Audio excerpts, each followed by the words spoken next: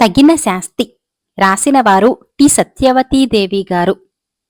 ఒక ఊళ్ళో ఒక రాజున్నాడు. ఆ రాజుకి 2 భార్యలు.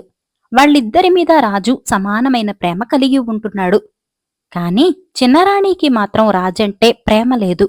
పైగా రాజుని, పెద్దరాణిని ఎలాగైనా చంపించివేసి తనే రాజ్యం ఏలుదామని దురుద్దేశంతో ఉన్నది. ఈ ఉద్దేశంతోనే రోజూ రాజుగారికి క్షవరం చేసే మంగలిని పిలిపించింది.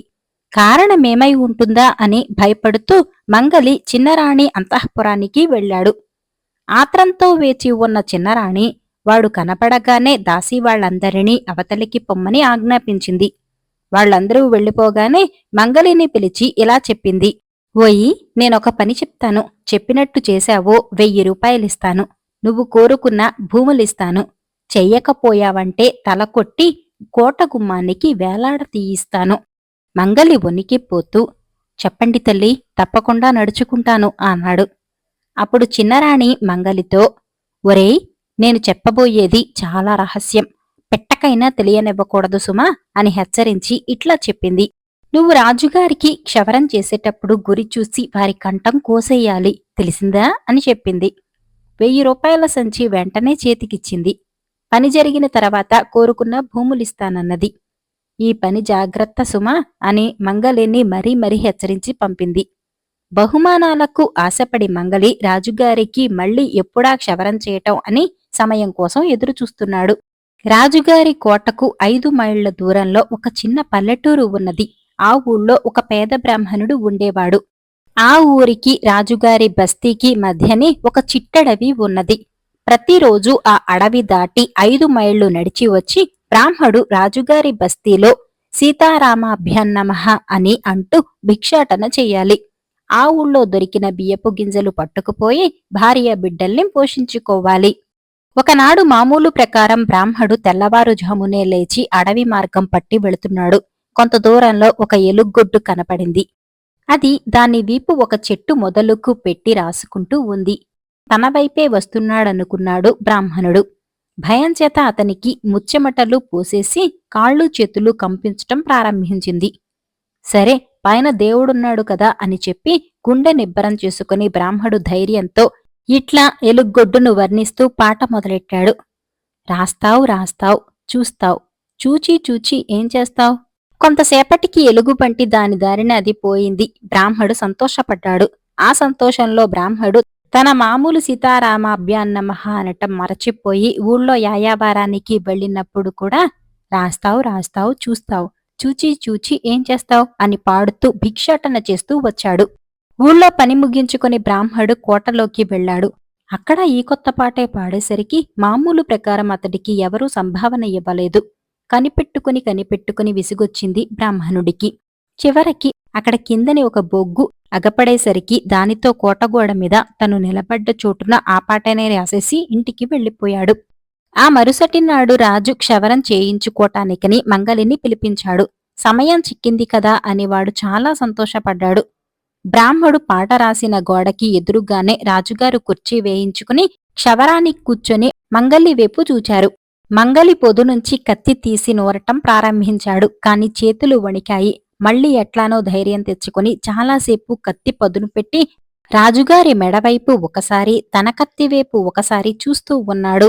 ఇంతలో రాజు తన ఎదుట గోడమీద ఉన్న పాట చూచి పైకి చదివాడు. రాజు పాట పాడగానే మంగలి తనని గురించే అనుమానించి ఇట్లా పాడుతున్నాడనుకుని చేతిలో కత్తి పొది అక్కడే విడిచిపెట్టేసి తుర్రుమన్నాడు. నలుగురూ కలిసి మంగలిని పట్టి బంధించారు. రాజు ఎదుట నిలబెట్టారు. ఒక్క ముక్క కూడా దాపరికం లేకుండా ఉన్నది ఉన్నట్టు మంగలి చెప్పేశాడు. చిన్నరాణి చేసిన మోసం తెలిసి సభలో అందరూ ఆశ్చర్యపోయారు. రాజుగారికి ఆగ్రహం కలిగింది. చిన్నరాణిని నిలబడ్డపాటున లాక్కురమ్మని ఆజ్ఞాపించాడు. చిన్నరాణి వచ్చి, తెలియక చేశాను, ఈ తప్పు క్షమించండి అంటూ ఎంతో ప్రాధేయపడింది. ఇటువంటి దుష్టురాలిని ఎంతమాత్రమూ క్షమించరాదు. అరణ్యంలోకి తీసుకువెళ్లి తల నరికి తెచ్చి కోటగుమ్మానికి వేలాడతీయవలసింది. ఈ మంగలిని ఒక పుష్కరం వరకు చెరసాల యందు ఉంచవలసింది అని రాజు శిక్షలు విధించాడు. ఇదంతా జరిగిన తర్వాత రాజుకి ఒక చిన్న సందేహం కలిగింది. ఈ కోటగోడ మీద ఉన్న పాట చూడటం వల్ల కదా నా ప్రాణాలు దక్కాయి. ఇటువంటి పాట ఎవరు రాశారు, ఎందుకు రాశారు అని, ఈ పాట ఎవరు రాశారో వారికి 1116 బహుమానంగా ఇస్తామని చాటింపు వేయించమని ఆజ్ఞాపించాడు. అట్లానే వేయించారు. ఆ చాటింపు విన్న వాళ్ళందరూ ఆ రాసింది నేనే నేనే అంటూ దెబ్బలాడుకుంటూ రాజుగారి కోటలో ప్రవేశించారు. రాజు వీళ్ళందరినీ చూచి, సరే బాగానే ఉంది, ఈ పాట రాసిన కారణం ఏంటి అని అడిగేసరికి సమాధానం చెప్పలేక తెల్లమొహం వేసి ఒక్కొక్కళ్లే జారుకున్నారు. మరునాడు మామూలుగా మన బ్రాహ్మడు ఊళ్ళోకి వచ్చాడు యాయావారం కోసం. ఎవళ్ళు చూసినా ఆ గోడమీది పాటను గురించే వింతగా చెప్పుకుంటున్నారు. కోటలోకి వెళ్లి బ్రాహ్మడు ఒక భటుణ్ణి పిలిచాడు. ఈ కోటగోడ మీద పాట రాసిన బ్రాహ్మడు వచ్చాడు అని వర్తమానం చేశాడు రాజుగారికి. రాజుగారి సంతోషంతో బ్రాహ్మణ్ణి లోపలికి పిలిచి ఈ పాట రాసిన కారణం ఏంటని ప్రశ్నించాడు. బదులుగా అడవిలో ఎలుగుబంటి కథ అంతా పూసకుచ్చినట్టు చెప్పాడు బ్రాహ్మడు. ఇది విని రాజు బ్రాహ్మడికి 1116 బహుమానమియ్యటమే కాకుండా తన కొలువులో ఉద్యోగం ఇప్పించాడు. అంతటితో బ్రాహ్మడి దరిద్రం తీరిపోయింది. చక్కా ఉద్యోగం చేసుకుంటూ భార్యాబిడ్డలతో హాయిగా కాలక్షేపం చేస్తున్నాడు. పాత తాళప్పు చెవి రాసినవారు వి రత్నకుమారి గారు. అనగనగా అబ్బాస్ అనే కుర్రవాడు ఉండేవాడు. అతను చాలా మంచి పిల్లవాడు. తల్లిదండ్రులు చిన్నతనంలోనే పోవటం చేత అబ్బాస్ను ఒక రైతు చేర తీసి పెంచుతున్నాడు. ఇలా ఉండగా ఆ దేశంలో ఒకప్పుడు కాటకం పట్టింది. తిండి లేక ప్రజలు మలమలా మాడిపోతున్నారు. ప్రాణాలు నిలబెట్టుకోవటం ఎలాగా అని రైతు బెంగతో ఉన్నాడు. అటువంటప్పుడు ఎంత అభిమానం ఉంటే మాత్రం అబ్బాస్కు అతనేమి సాయపడగలడు? నాయనా, కలిగినన్న నాళ్లు మాతో పాటు మంచో చెడ్డో కాలక్షేపం చేశావు. ఇప్పుడు కాలమంతా తలక్రిందులైంది. ఏమైనప్పటికీ ముసలివాళ్లం, మేమెక్కడికి కదిలిపోగలము? ఇక్కడ మాతో మగ్గిపోవటం కంటే కుర్రవాడివి కానా కాటకం లేని మరో దేశం చేరుకుని బాగుపడటం మంచిది కదా. నా మాట విని నువ్వు వెళ్ళు, మేలవుతుంది అని చెప్పి దీవించాడు. ఆ ప్రకారం అబ్బాస్ బయల్దేరి సాగిపోయేసరికి పాడుపడి అక్కడికక్కడ ముక్కా చెక్కలుగా మిగిలిపోయిన ఒక పురాతనపు కోట కానవచ్చింది. అలసి ఉన్న అబ్బాస్కు ఆ పాడుకోటలోనే పడుకునేసరికల్లా నిద్ర పట్టేసింది. నిద్దట్లో అతని భుజానికి ఏదో బరువుగా తగిలేటప్పటికీ కళ్ళు విప్పి చూశాడు. ఒక చేయి ఆకారము, అందులో ఒక వెలుగుతూ ఉన్న దీపము అతనికి కనిపించాయి. కనపడటమే కాదు, ఆ చేయి కదిలింది. ఈ చిత్రం చూసి ఆశ్చర్యపడి అబ్బాస్ ఆ వెలుగు వెంబడే వెళ్ళగా ఒక గొప్ప భవనం అగపడింది. అతను అందులో ప్రవేశించాడు. భవనంలో లెక్కలేనన్ని గదులున్నాయి. ఒక విశాలమైన గదిలో 1000 రకముల పిండి వంటలతో సహా భోజనం సిద్ధంగా ఉన్నది. అబ్బాస్ కడుపు నిండా భోంచేసి మళ్లీ వెలుగును వెంబడించాడు.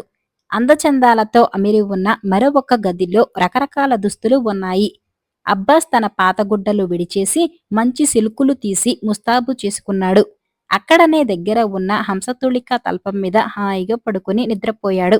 మరునాడు ఉదయాన ఆ చేయి మళ్లీ కనబడి, అబ్బాస్, నువ్వు ఓరిమి కలవాడివి, మంచి ధైర్యశాలివిని. ఎంతో మంది ఇక్కడికి వచ్చారు వెళ్లారు, కాని అందులో ఒకడూ నీలాగా వెలుగు వెంబడి రాలేకపోయాడు. ఎన్ని కష్టాలు వచ్చినప్పటికీ సహించి ఈ భవనంలో 3 రాత్రులు గడిపితివంటే ఒకానొక రాజకుమారిని బంధము నుండి విడిపించిన వాడివి అవుతావు. అందువల్ల నీకు ఎంతైనా మేలున్నది అని అతనితో చెప్పింది. రాజకుమారిని విడిపించటం కోసమని అబ్బాస్ ప్రాణాలైనా అర్పించటానికి సిద్ధంగా ఉన్నాడు. రాత్రి కాగానే భోజనాల గదిలోకి పోయి మామూలుగా భోజనం చేసుకుని పక్క గదిలో హంసతుళిక తల్పం పైన హాయిగా పడుకున్నాడు. అర్ధరాత్రి సమయాన ఒక పెద్ద పటాలం వచ్చి చొరబడి వాళ్ల చేతులలో ఉన్న గదలతో సున్నంలోకి ఎముకలు మిగలకుండా అబ్బాస్ను చితక్కొట్టారు. కానైతే మర్నాడు పొద్దున్నే ఆ చేయి మళ్లీ కనపడి తను తెచ్చిన మందు పసరలు అబ్బాస్ వంటికి రాయటంతోనే రాత్రి అతను తిన్న దెబ్బలన్నీ ఎక్కడివక్కడే మాయమయ్యాయి. రెండవ రాత్రి కూడా పటాలం వచ్చి చొరపడి అతనిని మొదటి రోజు కంటే గట్టిగా కొట్టారు. కిక్కురు మనకుండా అబ్బాస్ దెబ్బలన్నీ ఓర్చుకున్నాడు. మరునాడు ఉదయాన మళ్లీ ఆ చేయి వచ్చి మందు రాసింది. మూడవ నాడు మళ్లీ పటాలం వచ్చి కింద మీద చూడకుండా అబ్బాస్ను చావమూదారు. నోరు మెదపక అతను ఆ బాధలన్నీ సహించాడు. మామూలుగా ఆ చెయ్యి మరునాడు వస్తుందని అబ్బాస్ కనిపెట్టుకుని ఉన్నాడు. కాని అతను అనుకున్నట్టు రాలేదు. ఏమిటా అని అతను ఆలోచిస్తూ ఉండగా గభాలున తలుపు తెరుచుకుని ఒక రాజకుమారి అక్కడికి వచ్చింది. ఆమె తనతో తెచ్చిన మంత్రజలం అతని పైన చిలకరించేసరికి తక్షణమే శరీరం మీద దెబ్బలు పోయి అబ్బాస్ మామూలు మనిషయ్యాడు. ఆ సుందరి తన చరిత్ర అంతా అతనికి వినిపించింది. నేను ఫలానా దేశపు రాజు కూతురును. శత్రురాజులు నన్ను ఇక్కడికి రప్పించి బంధించారు. వాళ్ళు ప్రయోగించిన మంత్రం వల్ల ఎన్నేళ్ల నుంచో మైకం కమ్మి నేను పడి ఉన్నాను. నన్ను విడిపించటానికి ఎంతోమంది వచ్చారు. కాని మొదటి రాత్రి దెబ్బలకే తట్టుకోలేక పారిపోయేవారు. నీవు వాళ్ళ దెబ్బలన్నిటికీ సహించగలగటం వల్ల వాళ్ళ మంత్రబలిమి తగ్గిపోయి నా మైకం మాయమైపోయింది. మనిద్దరం ఇప్పుడు మా తండ్రి భవనానికి వెళ్ళిపోవాలి అని ఆనవాలు చెప్పి ఆమె అదృశ్యమైపోయింది. ఆమె అదృశ్యం కాగానే అబ్బాస్ పాడుకోటలో మురికి బట్టలతో ఉండిపోయాడు. రాజకుమారి తన తండ్రి భవనం చేరుకుని అబ్బాస్ కోసం ఎంతో కాలం ఎదురుచూచింది. చివరకు నిరాశతో పెద్దలు ఆమెకు మరొక సంబంధం నిశ్చయించి ప్రదానం చేసుకున్నారు. పెళ్లి రోజు వచ్చింది. ఊరేగింపుకని ఆమె అంబారీ ఎక్కబోతూ ఉండగా తను ఎవరి కోసమైతే ఎంతవరకు తప్పించిందో ఆ అబ్బాస్ చింకిగొడ్డలతోనూ విచారముఖంతోనూ కోట గుమ్మానికి ఎదుట కనిపించాడు. అబ్బాస్ ఎందుకు వచ్చాడో రాజకుమారికి తప్ప మరెవరికి తెలుసు? అతనిని చూడగానే ఆమె పెళ్లికొడుకును ఒక ప్రశ్న వేసింది. ఇందాక నా పెట్టె తాళపు చెవి కనపడకుండా పోయింది. అది పోయింది కదా అని కొత్త చెవి చేయించాము. కొత్తది చేయించిన వెంటనే పాత తాళపు చెవి దొరికింది. మరి ఇప్పుడు నేను ఇందులో ఏది వాడటం న్యాయమో చెప్పవలసింది అని అడిగింది. అందుకు అతను పాతది ఉపయోగించటమే సబువు అని జవాబు చెప్పాడు. వెంటనే రాజకుమారి అబ్బాసును చేయి పట్టుకుని తీసుకువచ్చి అతను ఎవరో ఏ విధంగా తనను రక్షించాడో ఆ సంగతులన్నీ చెప్పేసరికి అందరూ ఆశ్చర్యపోయారు. తను గూఢంగా అడిగిన తాళపు చెవి సమస్య ఈ అబ్బాస్ గురించేనని ఆమె వరుణితో చెప్పేసరికి అతను చాలా సంతోషించి అబ్బాస్నే పెళ్లి చేసుకోమని చెప్పి సమ్మతి తెలిపాడు. తెలివితేటలు వివేకం గల రాజకుమారి తండ్రికి పరిస్థితులు విప్పిచెప్పి ఆయన అనుమతి పొంది అబ్బాస్ను పెళ్లి చేసుకుని హాయిగా ఉన్నది. రుణానుబంధం రాసినవారు పోలంగి వెంకట రామచంద్రమూర్తి గారు. పూర్వకాలంలో ధారానగరంలో ధర్ముడు అనే మాదిగవాడు ఉండేవాడు. తక్కిన మాదిగలందరిలాగే ధర్ముడు కూడా చెప్పులు కుట్టుకొని జీవిస్తూ ఉండేవాడు. చెప్పులు కుట్టి అమ్ముకోవటమే కాకుండా ధర్ముడికి రాత్రివేళ నగరంలో గస్తీ తిరిగే తలారి పని కూడా ఉన్నది. గస్తీ అంటే రాత్రి అంతా మేలుకొని నగరమంతా తిరిగి ఝాముకి దొంగలు వస్తారు, జాగ్రత్తగా ఉండండి అని ప్రజలను హెచ్చరించటం అన్నమాట. ధర్ముడికి కాలక్షేపం బాగానే జరుగుతున్నది కాని ఎన్నాళ్లకు సంతానం లేదనే విచారం మాత్రం ఎక్కువగా బాధిస్తున్నది. ఆ ఊళ్ళోనే ఒక గొప్ప పండితుడు ఒక ఆయన ఉన్నాడు. ధర్ముడు గస్తీ తిరగటం ముగించుకుని ఇంటికి పోయే వేళ పండితుడు ఏటికి స్నానానికి వచ్చే వేళ ఒకటే. ఇలానే ఒక రోజున పండితుడు ఏటికి వచ్చేసరికి ధర్ముడు ఆయనకు దండం పెట్టి తనకు సంతానం కలిగేటట్టు దీవించమని ప్రార్థించాడు. దానికి పండితుడు, ధర్మన్నా, పిల్లలు లేరని ఎందుకోయ్ విచారపడతావు? పెళ్ళాం పిల్లలు గొడ్డు గోదం ఇల్లు వాకిలి ఇవన్నీ కేవలం రుణానుబంధం వల్లనే వస్తాయి, రుణం తీరిపోవటంతో పోతాయి అని చెప్పి స్నానానికి వెళ్ళిపోయాడు. పండితుడు చేసిన బోధ వల్ల ధర్ముడికి వైరాగ్యం కలగలేదు సరికదా. ఒక ఉపాయం తట్టింది. నా సొమ్ము ఎవడైనా అనుభవించి దానికి ప్రతిఫలం ఇవ్వలేకపోతే వాడు నాకు రుణపడతాడు. అప్పుడు వాడు నా కడుపున పుట్టి రుణం తీర్చుకొనక తప్పదు కదా. ఈ విధంగా నాకు సంతానం కలగటానికి అవకాశమున్నది అని ధర్ముడు సంతోషించాడు. ఈ ఉద్దేశం మనసులో పెట్టుకుని ధర్మన్న తయారు చేసిన చెప్పుల జతలను తన వద్దకు వచ్చే వాళ్లను డబ్బు పుచ్చుకోకుండా ఊరికే ఇద్దామని ప్రయత్నించాడు. ఆ వచ్చిన వాళ్లు ఉత్తపుణ్యానికి నీ చెప్పులు పుచ్చుకుని నీ రుణాన పడి ఉండటానికి మాకెంత గ్రహచారం అని మరొక చోటికి పోయి కొనుక్కునేవాళ్లు. ఇలాగా ధర్మన్న వద్దకు వచ్చే బేరాలన్నీ పైకి పోతూ వచ్చాయి. ఇది పని కాదనుకొని ధర్మన్న మరొక ఉపాయం పన్నాడు. ఊరికి ఏరుకి మధ్యని ఇసుక పర్ర ఇంచుమించు కోసున్నర దూరం ఉన్నది కదా. ఒక మంచి చెప్పుల జత ఆ మధ్యదారిలో పెట్టి వస్తాను. మిట్ట మధ్యాహ్నం ఒక్కడైనా జోడు లేకుండా ఆ దారిన రాకపోతాడా? ఈ చెప్పుల జత తొడుక్కోకపోతాడా? ఇక ఆ తొడుక్కున్నవాడు నాకు రుణపడక ఏం చేస్తాడు అని ఆలోచన చేశాడు. ఈ ఆలోచనతో ధర్మన్న ఉదయానే కొత్త చెప్పుల జత ఒకటి పట్టుకు వెళ్లి ఇసిక పర్రలోని నడిదారిలో పెట్టాడు. సాయంత్రం వెళ్లి చూస్తే ఎక్కడ పెట్టిన జోడు అక్కడే ఉన్నది. ఎన్నాళ్లు చూసినా చెప్పులు ఎవళ్ళూ తొడుక్కొని పోయేటట్టు కనపడలేదు. అయ్యో, నాకిక సంతాన ప్రాప్తి లేదు కామాలు. లేకపోతే ఒక్కడు కూడా జోడు తొడుక్కొనకపోవటమేమిటి, నాకు రుణపడకపోవటమేమిటి అనుకుని ధర్మన్న నిరాశ చెందాడు. అయినా పట్టుదల గల ధర్మన్న మరికొంతకాలం చూద్దామని నిశ్చయించాడు. మామూలు ప్రకారం చెప్పుల జత నడిదారిలో పెట్టి రోజూ సాయంత్రం వెళ్లి అది ఏమైందోనని చూస్తూ వస్తూ ఉండేవాడు. ఒక రోజున అలాగే సాయంత్రం పోయి చూసేసరికి చెప్పుల జత అగపడలేదు. నేను వేసిన పాచిక ఇన్నాళ్లకు పారింది, నా అదృష్టం పండింది అని అనుకుంటూ ధర్మన్న ఇంటికి వెళ్లి ఈ సంతోష వార్త భార్యతో చెప్పాడు. ఆమె ఈ మాట విని పొంగిపోయింది. అయితే ఇంతకు ఆ చెప్పుల జతను ఎవరు తీసుకున్నది ధర్మన్నకు తెలియలేదు. తెలుసుకోవాలనే అదుర్దా కూడా వాడికి లేదు.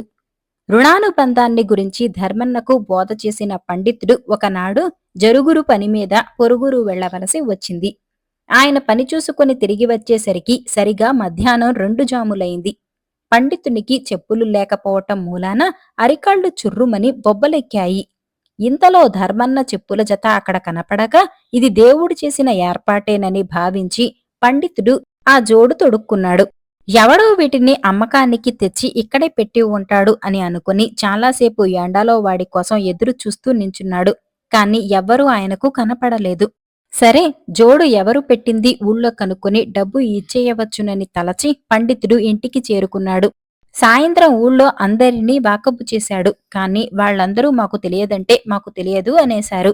తను చేసిన పని ఎక్కడ తెలిసిపోతుందో అనే భయం కొద్దీ ధర్ముడు కొన్నాళ్ల వరకు పండితుని కంటపడటమే మానేశాడు. చెప్పుల తాలూకు రుణం ఎవడికి తీర్చుకోవాలో ఎంత ప్రయత్నించినా పండితుడికి తెలియక చాలా కించపడ్డాడు. మరికొద్ది రోజులకు ఆయనకు జబ్బు చేసి పాపం మరణించాడు. రుణం తీర్చుకోవటం కోసం పండితుడు ధర్ముడి భార్య కడుపున పడవలసి వచ్చింది.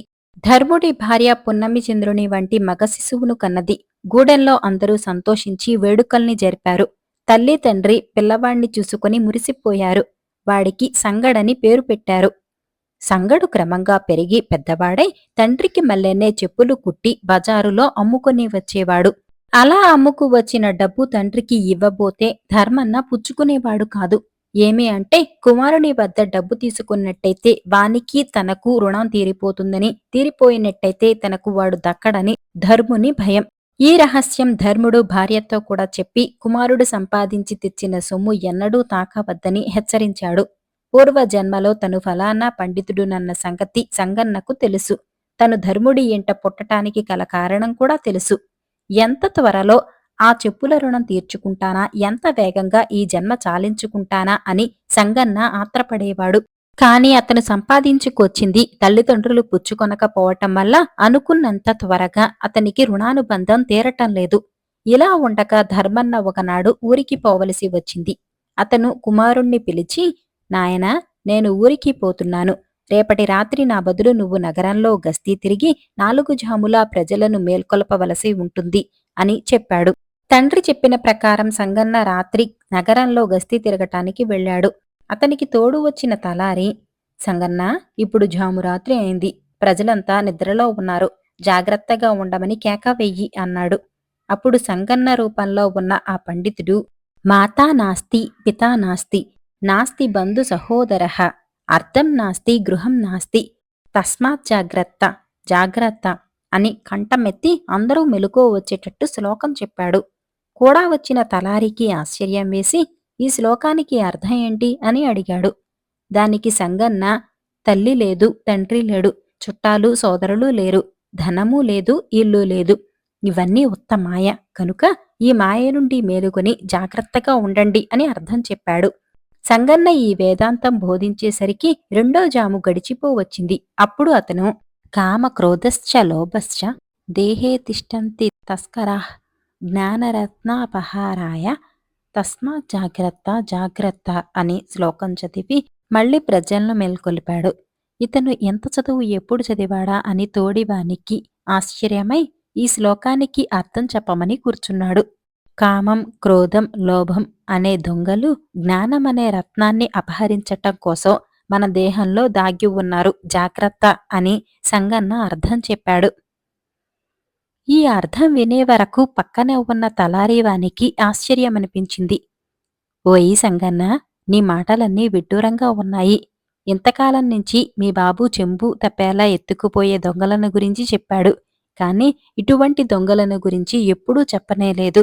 ఇన్ని చిత్రాలు ఎప్పుడు నేర్పినావో గమ్మత్తుగా ఉన్నది అంటూ ఆశ్చర్యాన్ని తెలిపాడు. మూడవ జాము గడిచేసరికి సంగన్న మరి ఒక శ్లోకం ఇలా చెప్పి ప్రజలను హెచ్చరించాడు. జన్మ దుఃఖం జరా దుఃఖం జాయ దుఃఖం పునః పునః సంసారం సాగరం దుఃఖం తస్మాత్ జాగ్రత్త జాగ్రత్త. ఇది విని తోడివానికి మరీ ఆశ్చర్యం కలిగింది. ఏమిటోయ్ సంగన్నా, ఇన్ని రకాల దుఃఖాలు ఏకరు పెడుతున్నావు, వీటికి కూడా కాస్త అర్థం చెబుదు అని అతను కోరగా దానికి సంగన్న, జన్మ ఎత్తటం ఒక దుఃఖం, తర్వాత భార్యతో ఉండటం ఒక దుఃఖం, ముసలితనం రాగానే అదొక దుఃఖం, ఇలా ఒకదాని వెంట మరొకటి దుఃఖం వస్తూనే ఉంటుంది. అసలు దుఃఖములు అనే కెరటాలతో కూడి ఉన్న సంసారమనే సముద్రమే అన్నిటికన్నా పెద్ద దుఃఖం. కనుక ఈ సంసార సాగరంలో పడిపోకుండా మేలుకొని జాగ్రత్తగా ఉండండి అని హెచ్చరించాను అన్నాడు. దీనికి తోడివాడు, మీ బాబు పిల్లను తెచ్చి నీకు పెళ్లి చేద్దామనుకుంటూ ఉంటే ఇలా మెట్ట వేదాంతం మొదలెట్టావేమిటి అని అనేంతలో 4వ జాము కూడా అయిపోవచ్చింది. అప్పుడు సంగన్న, ఆశయాబద్ధతే లోకే కర్మణా బహుచింతయ ఆయుః క్షీణం నజానాతి తస్మాత్ జాగ్రత్త జాగ్రత్త అని శ్లోకం చెప్పి గస్తీ ముగించాడు. ఇది వినగానే తోడివాడు మరీ అబ్బురపడినాడు. సంగన్న యొక్క జ్ఞానం, పాండిత్యం అతనికి విస్మయం కొలిపాయి. ఈ శ్లోకానికి కూడా అర్థం చెప్పమని తోడివాడు కోరేసరికి సంగన్న, కర్మచేత, చింతచేత, ఆశచేత ఈ లోకం బంధించబడుతున్నది. వీటిల్లో చిక్కుకుపోయిన ప్రజలు క్షణక్షణానికి వారి ఆయువు క్షీణిస్తూ ఉన్న సంగతి కానలేకపోతున్నారు. ఈ సంగతి తెలుసుకుని అందరూ జాగ్రత్త పడాలి అంటూ విప్పి చెప్పాడు. ఆ పట్నాన్ని ఏలుతున్న రాజుగారు సంగడు మొదట చెప్పిన శ్లోకం విన్నాడు. ఆయనకు ఆశ్చర్యం వేసింది. ఇంకా ఏమైనను చెబుతాడేమో అని మేల్కొన్నాడు. అతనికి మిగతా 3 శ్లోకాలు కూడా వినిపించాయి. తెల్లవారగానే రాజుగారు రాత్రి గస్తీ తిరిగిన తలారి వాడిని తీసుకురమ్మని ఆజ్ఞాపించారు. సంగన్న రాజావారి దర్శనానికి వెళ్లగానే ఆయన సంగన్నకు నమస్కరించి, మీరెవరో మహానుభావులు గాని సామాన్యులు కారు.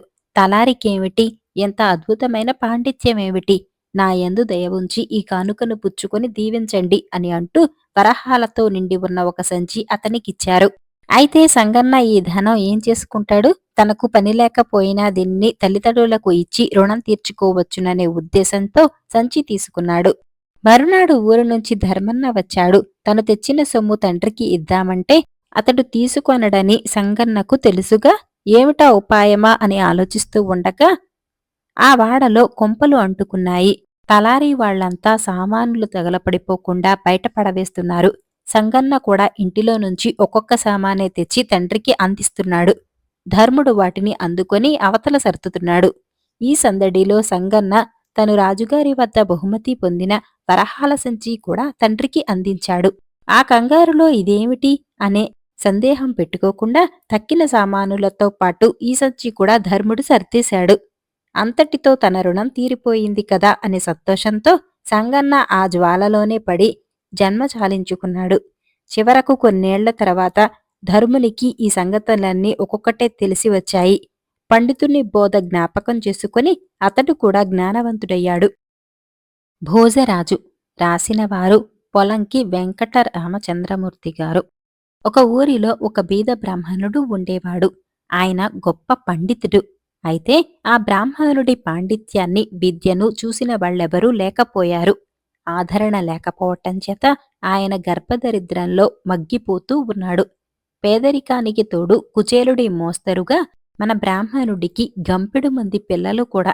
ఆ పెద్ద కుటుంబాన్ని పోషించే దారి కనపడక ఆయనకు సంసారమంటే విరక్తి పుట్టేసింది. అందుకని ఒక రోజున ఎవరికీ చెప్పకుండా కాశీ పోదామని బయలుదేరాడు. పోయి పోయి బ్రాహ్మణుడు కొన్నాళ్లకు ప్రయాగ చేరుకున్నాడు. ప్రయాగ పేరు పొందిన పుణ్యక్షేత్రం. అందులోనూ ఇక్కడ గంగా, యమున, సరస్వతి అనే 3 నదులు కలుస్తున్నాయి. ఈ 3 నదులు కలిసే ప్రదేశాన్ని త్రివేణి సంగమం అని అంటారు. అసలు ఈ 3 నదులు దేనికదే చాలా మహిమ కలది. అటువంటప్పుడు 3 ఒకే చోట కలుస్తున్నవంటే ఆ మహిమ ఎంతటితో ఎవరు చెప్పగలరు? ఎవరైనా మనసులో ఒక కోరిక కోరుకుని ఈ సంగమంలో పడి చచ్చిపోయినట్టయితే మళ్లీ జన్మలో ఆ కోరిక తప్పక నెరవేరుతుందని ఒక వాడుక కూడా ఉన్నది. ఈ నమ్మిక అలా ఉంచి పుణ్యం ఆర్జించాలనే ఉద్దేశంతో దేశదేశాల నుంచి వేల వేలు జనం వచ్చి ప్రతిరోజున త్రివేణిలో స్నానం చేస్తూ ఉంటారు. ఈ జనాన్ని చూసేసరికి మన పేద బ్రాహ్మణుడికి కూడా ఇక్కడ స్నానం చేసి పుణ్యం అర్జించాలని బుద్ధి పుట్టింది. ఈ జన్మానికి ధనం ఎలానూ లేదు, పుణ్యమన్నా అర్జిద్దామని అతని ఆశ. ఒకనాడు ఇలానే ఆయన స్నానం చేయటానికి వచ్చేసరికి నది ఒడ్డున నలుగురు అమ్మాయిలు అగుపడ్డారు. వాళ్ళు కేవలము దేవలోకం నుంచి దిగివచ్చిన గంధర్వ కన్యలా అన్నంత అపురూపమైన అందంతో వెలిగిపోతున్నారు. వాళ్ళ అందము, ఉత్సాహము ఏదో ఒక గొప్ప పని చేయబోతున్నట్టు కనపడే వాళ్ల ప్రయత్నము బ్రాహ్మణుడిని ఆకర్షించాయి. వాళ్ళు మెల్లిగా నదిలోకి దిగి అలా నీటి లోపలికి పోతూనే ఉన్నారు. కొత్తవాళ్లు కావటం చేత నీటి లోతు తెలియదేమో అనుకుని బ్రాహ్మణుడు వాళ్లతో, ఇక లోతుకి పోబోకండి, మునిగిపోతారు అని హెచ్చరించాడు. ఎంత లోతుంటే మాత్రం మాకేం భయం, మళ్లీ జన్మలో నెరవేరటానికి కాను కోరికలు కోరుకొని మునిగిపోవటానికే వచ్చాం అని ఆ అమ్మాయిలు నవ్వుతూ త్రివేణి మహిమను చెప్పారు. పేద బ్రాహ్మణుడు ఆశ్చర్యంతో వాళ్ల వైపు చూస్తూ నిలబడిపోయాడు. ఆ అమ్మాయిలలో మొదటి ఆమె, పరమేశ్వర, ధనమే కదా జగత్తంతకు మూలము, మళ్లీ జన్మలో నాకు డబ్బున్న మగడు కావాలి. డబ్బున్నందుకు తనింత తిని ఒకళ్లకింత పెట్టి దానధర్మాల కోసం, మంచి పనుల కోసం దానిని వినియోగించే ధర్మగుణం కూడా నా భర్తకు ఉండాలి అని కోరుకుని బుడుంగున మునిగిపోయింది. రెండో పిల్ల, స్వామి, ధనం శాశ్వతమైంది కాదు. విద్య ఉన్నట్టయితే ధనము, కీర్తి దాని వెంబడే వస్తాయని పెద్దలంటారు. కనుక నాకు మళ్లీ జన్మలో విద్వాంసుడు, పండితుడు, కవిని అయినటువంటి మహానుభావుడు భర్త అయ్యేటట్టు వరం అనుగ్రహించు అని కోరుకుని ఆమె బుడుంగున మునిగిపోయింది. మూడవ ఆమె, ఎప్పుడైనా ధనము, విద్య కలిసి ఉన్నప్పుడే మానవుడి జీవితం రాణిస్తుంది. వీటికి తోడు అధికారం కూడా ఉన్నట్టయితే ఇక కోరవలసింది మరేం ఉండదు. అంచేత ధనవంతుడు, విద్యావంతుడు అయిన ఒక రాజును నాకు వచ్చే జన్మలో పతిగా చేయవలసింది దేవా అని కోరుకుని బుడుంగున మునిగిపోయింది. ఇక నాలుగో అమ్మాయి, భగవాన్, కంటికి ఇంపైన చక్కటి రూపం లేకపోతే ఈ లోకంలో మరి ఏముంటే మాత్రం సార్థకమున్నది? అన్నీ అందానికి తర్వాత వేను. కనుక దబ్బపండు వంటి పచ్చటి శరీరఛాయతో, పున్నమి చంద్రుడు వలె కలకలలాడే ముఖంతో మన్మథుడి వంటి సౌందర్యం కల భర్తను నాకు మళ్లీ జన్మలో ప్రసాదించు ప్రభు అంటూ బుడుంగున మునిగిపోయింది. ఇలా చిత్రంగా మనోవాంఛలు నెరవేర్చుకోటానికని ఆ నలుగురు అమ్మాయిలు నవ్వుతూ గంగమ్మ తల్లికి ప్రాణాలు అర్పించటం చూసి బ్రాహ్మణుడికి మనసులో అనేక భావాలు పరుగులెత్తాయి. వాళ్ల సాహసానికి అతను ఆశ్చర్యపోయాడు. అతనికి కూడా ఏదో ఒక కోరిక కోరుకొని చచ్చిపోదామని ఆలోచన కలిగింది. అయితే ఏ కోరిక కోరుకోవాలి? ఈ జన్మంతా తను దరిద్రంతోనే బాధపడవలసి వచ్చింది. కనుక మళ్లీ జన్మలో ధనవంతుణ్ణి కావాలని కోరుకోవాలా, లేదా ఇప్పటి మోస్తరు గయ్యాళి పెళ్లం కాకుండా అనుకూలవతి కావాలని కోరుకోవాలా? బ్రాహ్మణుడికి చాలాసేపు ఏదీ తెగలేదు. ఇంతలో అతనికి ఆ అమ్మాయిల కోరికలు జ్ఞాపకం వచ్చాయి. అయినా ఇంత ఆలోచన ఎందుకు? జీవితంలో మానవులు కోరవలసినవన్నీ ఆ నలుగురు అమ్మాయిలు కోరనే కోరారు. కనుక తనకు శ్రమే తప్పింది అని అనుకుని ఆ పేద బ్రాహ్మణుడు అంగాస్త్రం నడుముకు బిగించి నదిలోకి దిగాడు. దేవా, నాది ఒక్కటే చిన్న కోరిక ఉన్నది. ఇప్పుడు కోరికలతో మునిగిపోయిన ఆ నలుగురు కన్యలకు నేను వచ్చే జన్మలో భర్త అయ్యేటట్టు అనుగ్రహించు అని అతను ఆ గుండంలో మునిగిపోయాడు. వాళ్ల కోరికల ప్రకారం మళ్లీ జన్మలో ఆ అమ్మాయిలు నలుగురు 4 కుటుంబాలలో జన్మించారు. బ్రాహ్మణుడు ధారానగరంలో సింధుల మహారాజు కుమారునిగా పుట్టాడు. ఆయనే మన దేశంలో కీర్తి గడించిన భోజ మహారాజు. ఆ నలుగురు అమ్మాయిలు సుగంధి, పద్మగంధి, కనకవతి, చంద్రప్రభ అనే పేరులతో భోజ మహారాజుకు రాణీలయ్యారు. చెకుముకి రాయి. రాసినవారు డి నరసింహమూర్తి గారు. పూర్వకాలంలో ఒక సిపాయి యుద్ధం నుంచి తిరిగి తన దేశం పోబోతున్నాడు. దారిలో వానికి ఒక భూతం ముసలి ఆవిడ రూపంలో ఎదురుపడి, ఏమయ్యా సిపాయి, నిన్ను నీ వేషం చూడగా గొప్ప ధైర్యవంతుడిలా కనపడుతున్నావు. మరి నీకు కోరినంత ధనం దొరికే ఉపాయం చెబుతాను. నీ చెప్పినట్టు చేస్తావా అన్నది. అయ్యో, అంతకంటేనా? ఆ ఉపాయం ఏమిటో చెప్పు అన్నాడు సిపాయి. అదిగో ఆ చెట్టు చూశావా? దాని లోపలంతా డొల్లగానే ఉంటుంది. నీవు చెట్టు ఎక్కి ఆ డొల్లలోకి దిగు. నీ నడుముకి ఒక మేకు కడతాను. నీవు లోపల నుంచి ఎప్పుడు పిలిస్తే అప్పుడు మేకు పట్టి లాగుతాను. నువ్వు బయటకు వచ్చేసేయచ్చు అని ముసలావిడ చెప్పింది. సరే అన్నాడు సిపాయి. అప్పుడు చెట్టు లోపలికి దిగిన తర్వాత ఏం చేయాలో ముసలావిడ చెప్పసాగింది. కిందకి దిగగానే ఒక పెద్ద చావడి, వరసగా 3 గదులు కనపడతాయి.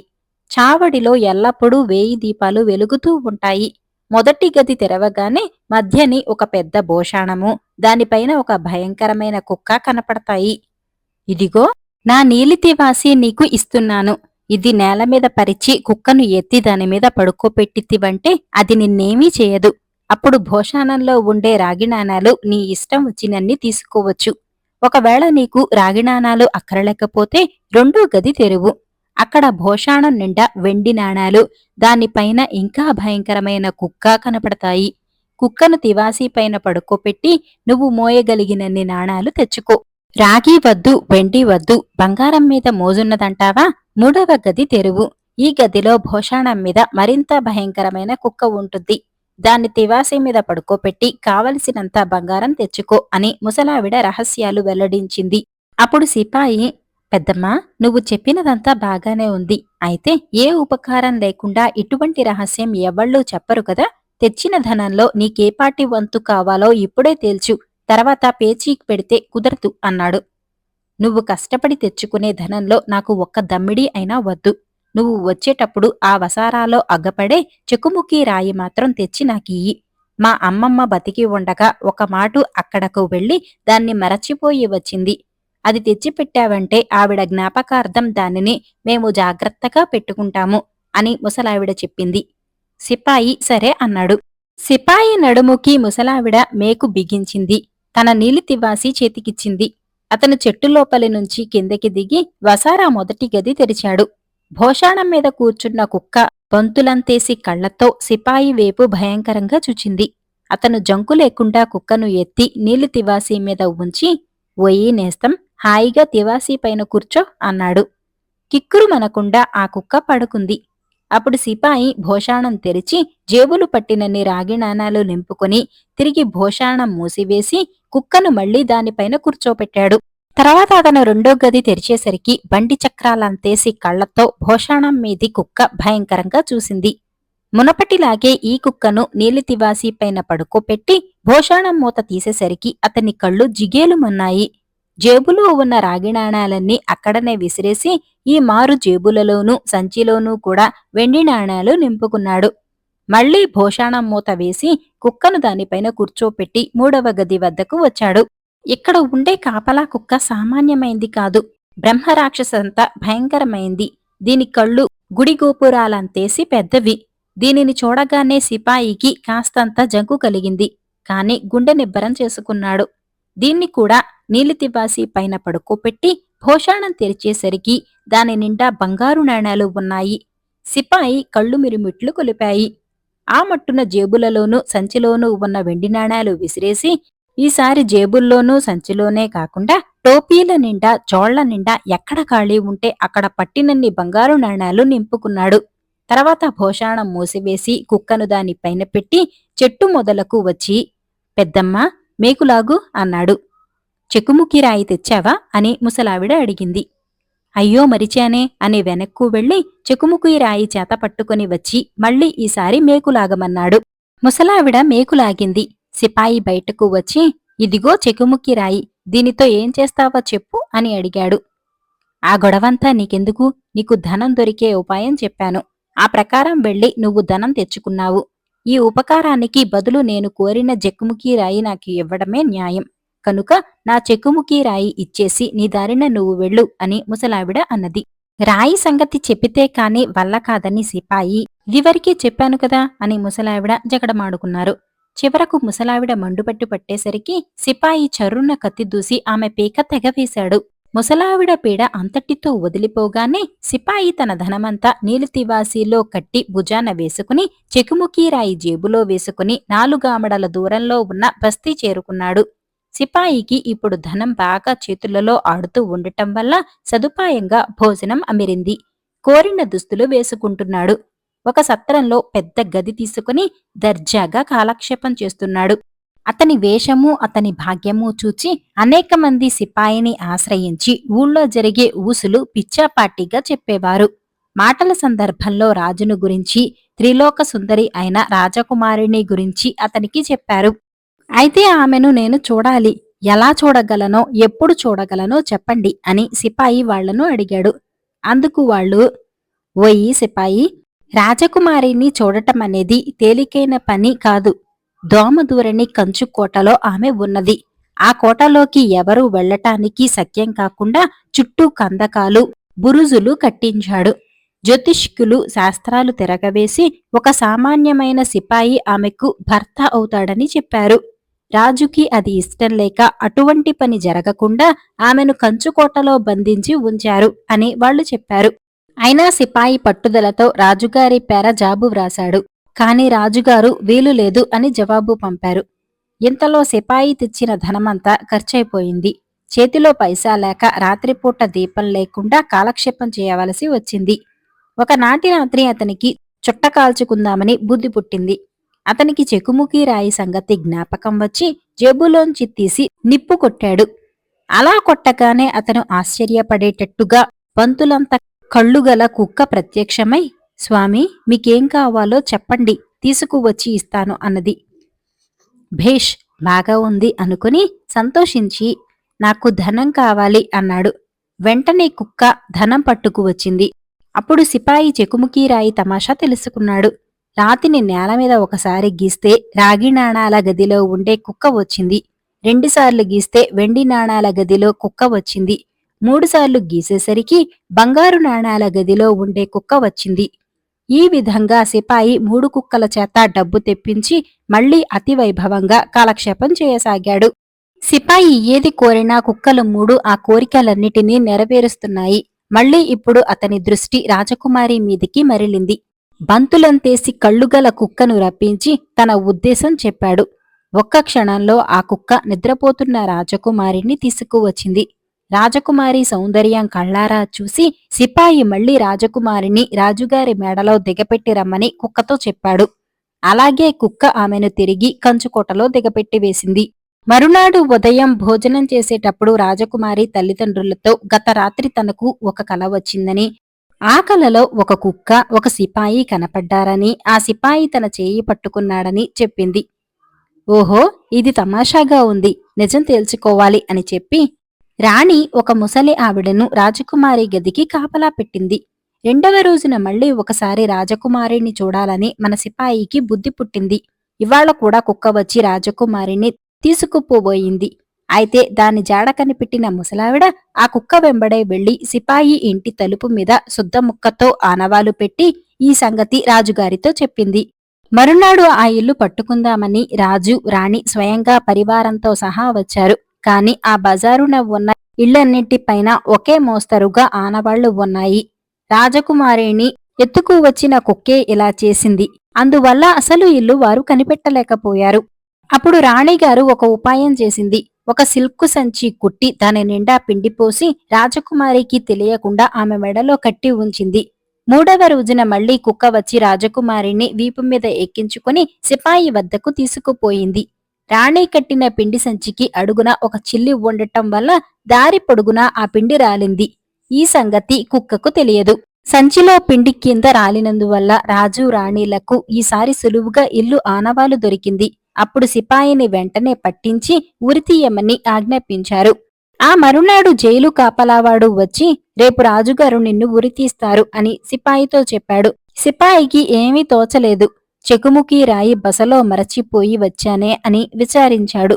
సిపాయిని ఉరితీసే రోజు వచ్చింది. జైలు కటకటాల్లోంచి చూసేసరికి ఉరిశిక్ష పొందబోయే తనను చూడటానికి జనం గుంపులు గుంపులుగా పోవటం కనపడింది. అందులో ఒక పిల్లవాడు ఉరితీసే చోటికి పరుగెత్తిపోతూ ఉండగా వాడి కాలి జోడు ఒకటి ఊడిపోయింది. వానిని సిపాయి పిలిచి, ఓరీ కుర్రవాడా, ఎందుకంత తొందర? నన్నే కదా ఉరితీసేది. నేను వెళ్ళనిదే అక్కడ జరగబోయే తమాషా ఏమున్నది? కనుక నాకు ఒక చిన్న పని చేసిపెట్టు, నీకు 1 రూపాయి బహుమతి ఇస్తాను అన్నాడు. కుర్రవాడు సంతోషంతో ఒప్పుకునే వరకు సిపాయి తన ఇల్లు ఆనవాలు చెప్పి అక్కడ ఉన్న చెకుముకి రాయి తెచ్చి పెట్టమన్నాడు. నిమిషంలో ఆ కుర్రవాడు చెకుముకి రాయి తెచ్చి ఇచ్చి బహుమతి తీసుకుపోయాడు. ఉరితీసే వాళ్లకు జనం అపరిమితంగా మూగారు. సిపాయి మెడకు ఉరితాడు తగిలించగానే చచ్చిపోయే ముందు తనకొక కోరిక ఉన్నదని అతను రాజుగారితో మనవి చేశాడు. ఏమీ లేదు మహాప్రభు, ఒక్క చుట్ట కాల్చుకుందామని కోరిక ఉన్నది. తీరగానే మీరు నన్ను ఉరితీయవచ్చును అన్నాడు. ఇదేమంత భాగ్యం, చిన్న కోరికే కదా అని రాజుగారు సరేనన్నారు. అప్పుడు సిపాయి చెకుముకి రాయి తీసి నేలమీద 6 సార్లు కొట్టేసరికి భయంకరమైన 3 కుక్కలు బంతులంత కళ్ళేసి కలది, బండి చక్రాలంత కళ్ళేసి కలది, గోపురాలంత కళ్ళేసి కలది ప్రత్యక్షమయ్యాయి. సిపాయి సంజ్ఞ చేసేసరికల్లా 3 కుక్కలు ఎగిరి అక్కడి పెద్దలందరలను పిక్కపట్టుకొనారంభించాయి. జనం ఎక్కడి వాళ్ళు అక్కడే హడలి పారిపోయారు. రాజుగారికి కూడా భయం పట్టుకున్నది. ఓయి సిపాయి, నీకు పుణ్యం ఉంటుంది. నీ కుక్కలను దగ్గరకు పిలుచుకొని కట్టేసే. ఇదిగో ఇప్పుడే మా అమ్మాయిని నీకు పెళ్లి చేసి నా రాజ్యం నీకిస్తున్నాను అని బతిమిలాడే వరకు సిపాయి వాటిని మాయం చేశాడు. అప్పుడు రాజుగారు అతనిని గుర్రపు బగ్గీలో తీసుకువెళ్లి రాజకుమారిని ఇచ్చి అతి వైభవంగా పెళ్లి చేశారు. రాజుగారు కుమార్తెను కంచుకోటలో దాచి కాపలా పెట్టినప్పటికీ బ్రహ్మరాసిన గీటు ప్రకారం ఆమెను సిపాయికి పెళ్లి చేయక తప్పింది కాదు. ఊరి పెద్ద రాసినవారు భి విశ్వం గారు.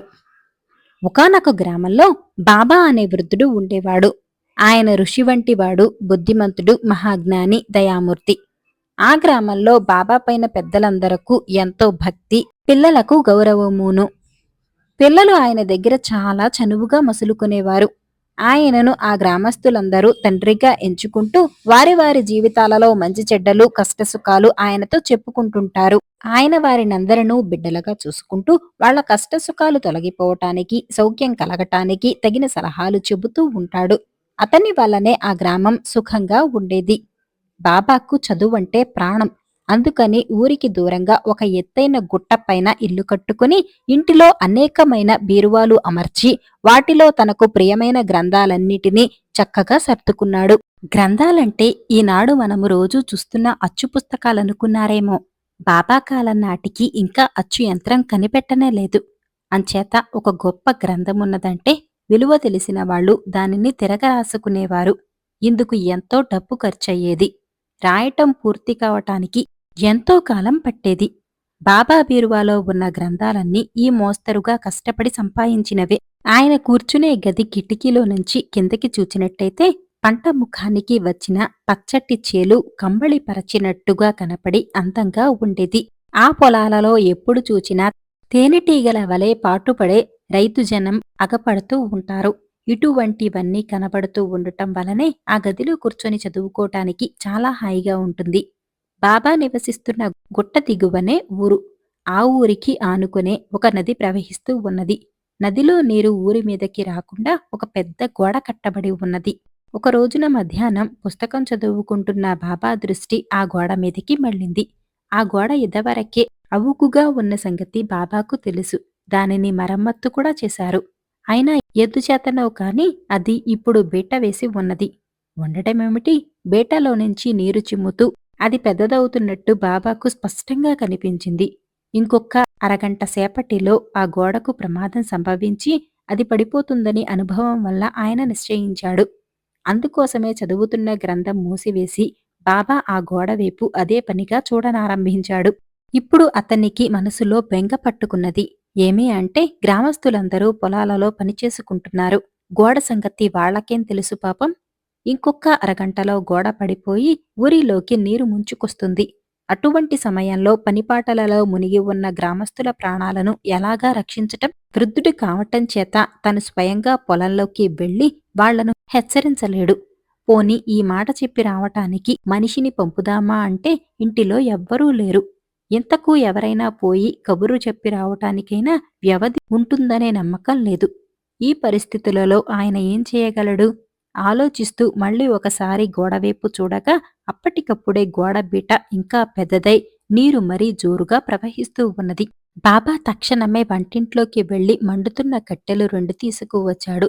అందులో ఒకదానిని తనకు ప్రాణ సమయాన పుస్తకాల గదికి, మరొక దానిని పెరటిలో ఉన్న గడ్డిమెట్టికి అంటించాడు. 5 నిమిషాలైనా కాకుండానే పొగలు కమ్మేసి జ్వాలలు ఎగిసి వచ్చాయి.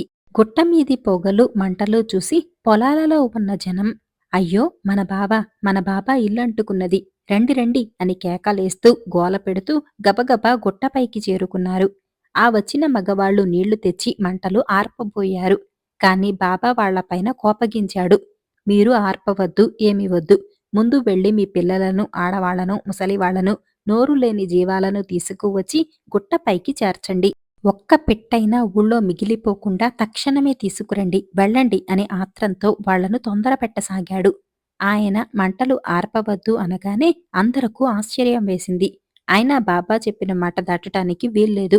ఆయన చెప్పే ప్రతి మాటలోనూ ఏదో గొప్ప భావం ఉంటుందని, అది నిలకడ మీద అర్థం కాదని ఆ ఊరి ప్రజలకు నమ్మకమే. కనుక బాబా ఆజ్ఞ ప్రకారం వాళ్లు పోయి ఒక పిట్టైనా దిగుబడిపోకుండా అందరూ గుట్టపైకి చేర్చారు.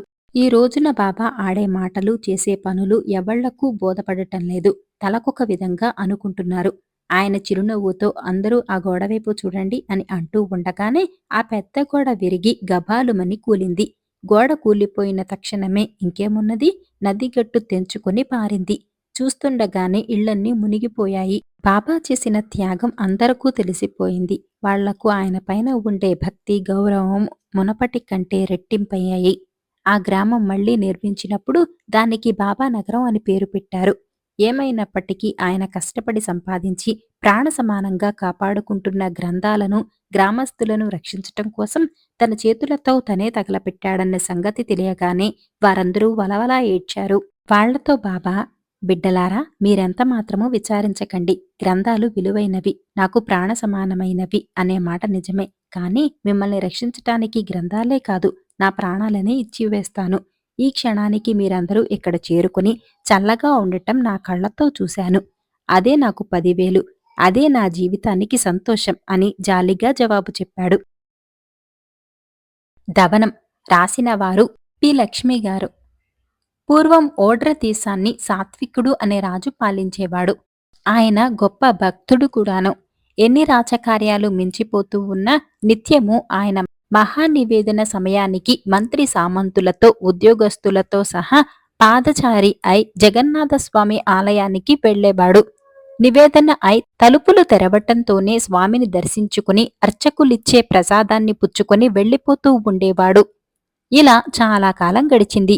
ఒకనాడు రాజు వచ్చేసరికి గుడిగోపురం వద్దనే అర్చకులలో ఒకడు ఎదురై, ప్రభూ, ఈ రోజున స్వామివారి ఆరాధన, మహానైవేద్య నీరాజనాలు ముగియటానికి కొంతసేపు అవుతుంది.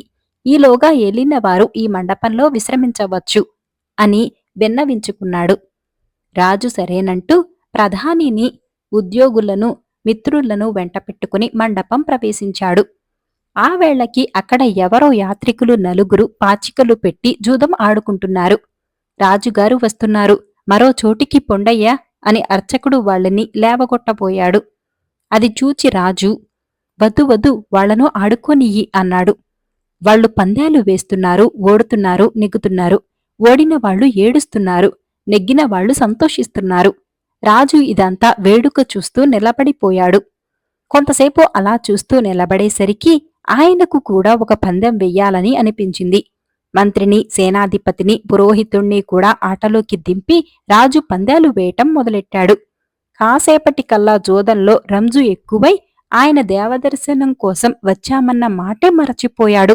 అవతల మహానివేదన పూర్తి అయింది. గర్భగుడి తలుపులు తెరిచారు. ప్రభువువారు వచ్చి స్వామి దర్శనం చేసుకోవచ్చునని కబురుపై కబురు వచ్చింది. కాని మహదానందంలో మునిగి తేలుతూ ఉన్న మహారాజా వారికి ఆ పిలుపు వినిపించనే లేదు. దేవుడి ప్రసాదం ముందుగా ప్రభువుకి ఇచ్చి తర్వాత తక్కిన భక్తులకు ఇవ్వటం మామూలు. రాజుగారు ఎంతకూ లేవకపోవటం, భక్తులంతా కనిపెట్టుకుని ఉండటం చూసి అర్చకుడు మండపం వద్దకే ప్రసాదం పట్టుకు వచ్చి, ప్రభూ, భగవత్ ప్రసాదం అన్నారు. ఆటమజాలో ఉన్న ప్రభువు కుడిచేత్తో పాచికలు విసురుతూ అర్చకుల వైపు తిరక్కుండానే ఎడంచేయి చాపాడు. ఎడంచేతిలో ప్రసాదం ఉంచటం దేవుడికి అపచారం చేసినట్టు అవుతుందన్న భయం కొద్దీ అర్చకులు రాజుకు ప్రసాదం ఇవ్వకనే వెళ్లిపోయారు. మరో గంటసేపు ఆడేసరికి జూదం మీద రక్తి తగ్గి రాజుగారికి తాను వచ్చిన పని జ్ఞప్తికి వచ్చింది. ఏమయ్యా, ఇంకా మహానివేదన కానేలేదా, తలుపులు తీయలేదా అని అడిగాడు. జరిగినదంతా చెప్పారు అక్కడి వాళ్లు. రాజుగారికి కలలో నుంచి మెలకువ వచ్చినట్టయింది. అయ్యో, ఎంత పాపం చేశాను! పరమ పవిత్రమైనటువంటి, మోక్షప్రదమైనటువంటి భగవత్ప్రసాదం కోసం వచ్చి క్షుద్రమైన జూదంలో తగులుకున్నానే. సోమరసాన్ని ఉపేక్షించి సురాపానం ఆపేక్షించినట్లు అయింది నా పని. ఎంత పాపం చేశాను అని గుండె బాదుకుని దుఃఖించటం మొదలెట్టాడు. ఆయనను చూచి అంతా నివ్వెరపోయారు. చనువుగల మంత్రి రాజు వద్దకు వెళ్లి, ప్రభూ, మన స్వామి దయాళువు, ఈ చిన్న అపరాధానికి క్షమించకపోడు, రండి దర్శనం చేసుకుని మరీ వెడదాం అని ప్రోత్సహించి స్వామి సన్నిధికి తీసుకువెళ్లాడు. స్వామిని దర్శించి రాజు ప్రసాదం పుచ్చుకొని వెళ్లాడే కాని ఆయన మనసులో లేదు. హృదయంలో ఒక అగ్ని పర్వతం బ్రద్దలైనట్టు అనిపించి చెప్పలేని బాధ, ఆవేదన అంతకు అంతా ఎక్కువ కాజొచ్చింది. ఆనాడు తాను గుడిలో జోదమాడిన పాచికలు పాములులాగా మెలమెలలాడుతూ కన్ను తెరిచినా మూసినా భయంకరంగా ప్రత్యక్షమవుతూ ఉన్నాయి. తను చేసిన మహాపరాధం మరుపురాక గుండె మీద సుత్తిలాగా కొడుతూ ఉన్నట్టుంది. ఇక ఆనాడు జూదపు ఆటలో మునిగి ఉండి ప్రసాదాన్ని తెచ్చి పుచ్చుకోమన్నప్పుడు అప్రయత్నంగా ఎడమచేతిని చాపిన సంగతి జ్ఞాపకం రాగా రాజుకు తన చేసిన పని తనకే రోత అనిపించింది. స్వామి పట్ల ఇంతటి మహాపచారాన్ని తలచిన ఈ ఎడమచేతిని నరికి పారవేయటమే తగిన ప్రాయశ్చిత్తం అని నిశ్చయించుకున్నాడు. అయితే తనకు తానై ఈ పని చేసుకోవటం అసాధ్యం కదా, కనుక ఇందుకొక చిన్న సూత్రం పన్నాడు ప్రభువు. ఒకనాటి రాత్రి మంత్రిని పడకగదికి రప్పించి, మంత్రి, ఈ మధ్య కొన్నాళ్ల నుంచి అర్ధరాత్రి వేళ భూతమేదో వచ్చి కిటికీలోంచి చెయ్యి దూర్చి నన్ను లేపి బాధిస్తోంది. కనుక దాని పీడ వదిలించుకోవాలి. ఈ రాత్రి నేను పక్కగదిలో పడుకుంటాను. నువ్వు ఇక్కడ మెలకువగా కాచుకొని ఉండి ఆ భూతం వచ్చి కిటికీలోంచి చెయ్యి పెట్టటంతోనే నీ కత్తితో ఆ చెయ్యిని నరికివేసేయ్ అని చెప్పి పక్కగదిలోకి వెళ్ళిపోయాడు.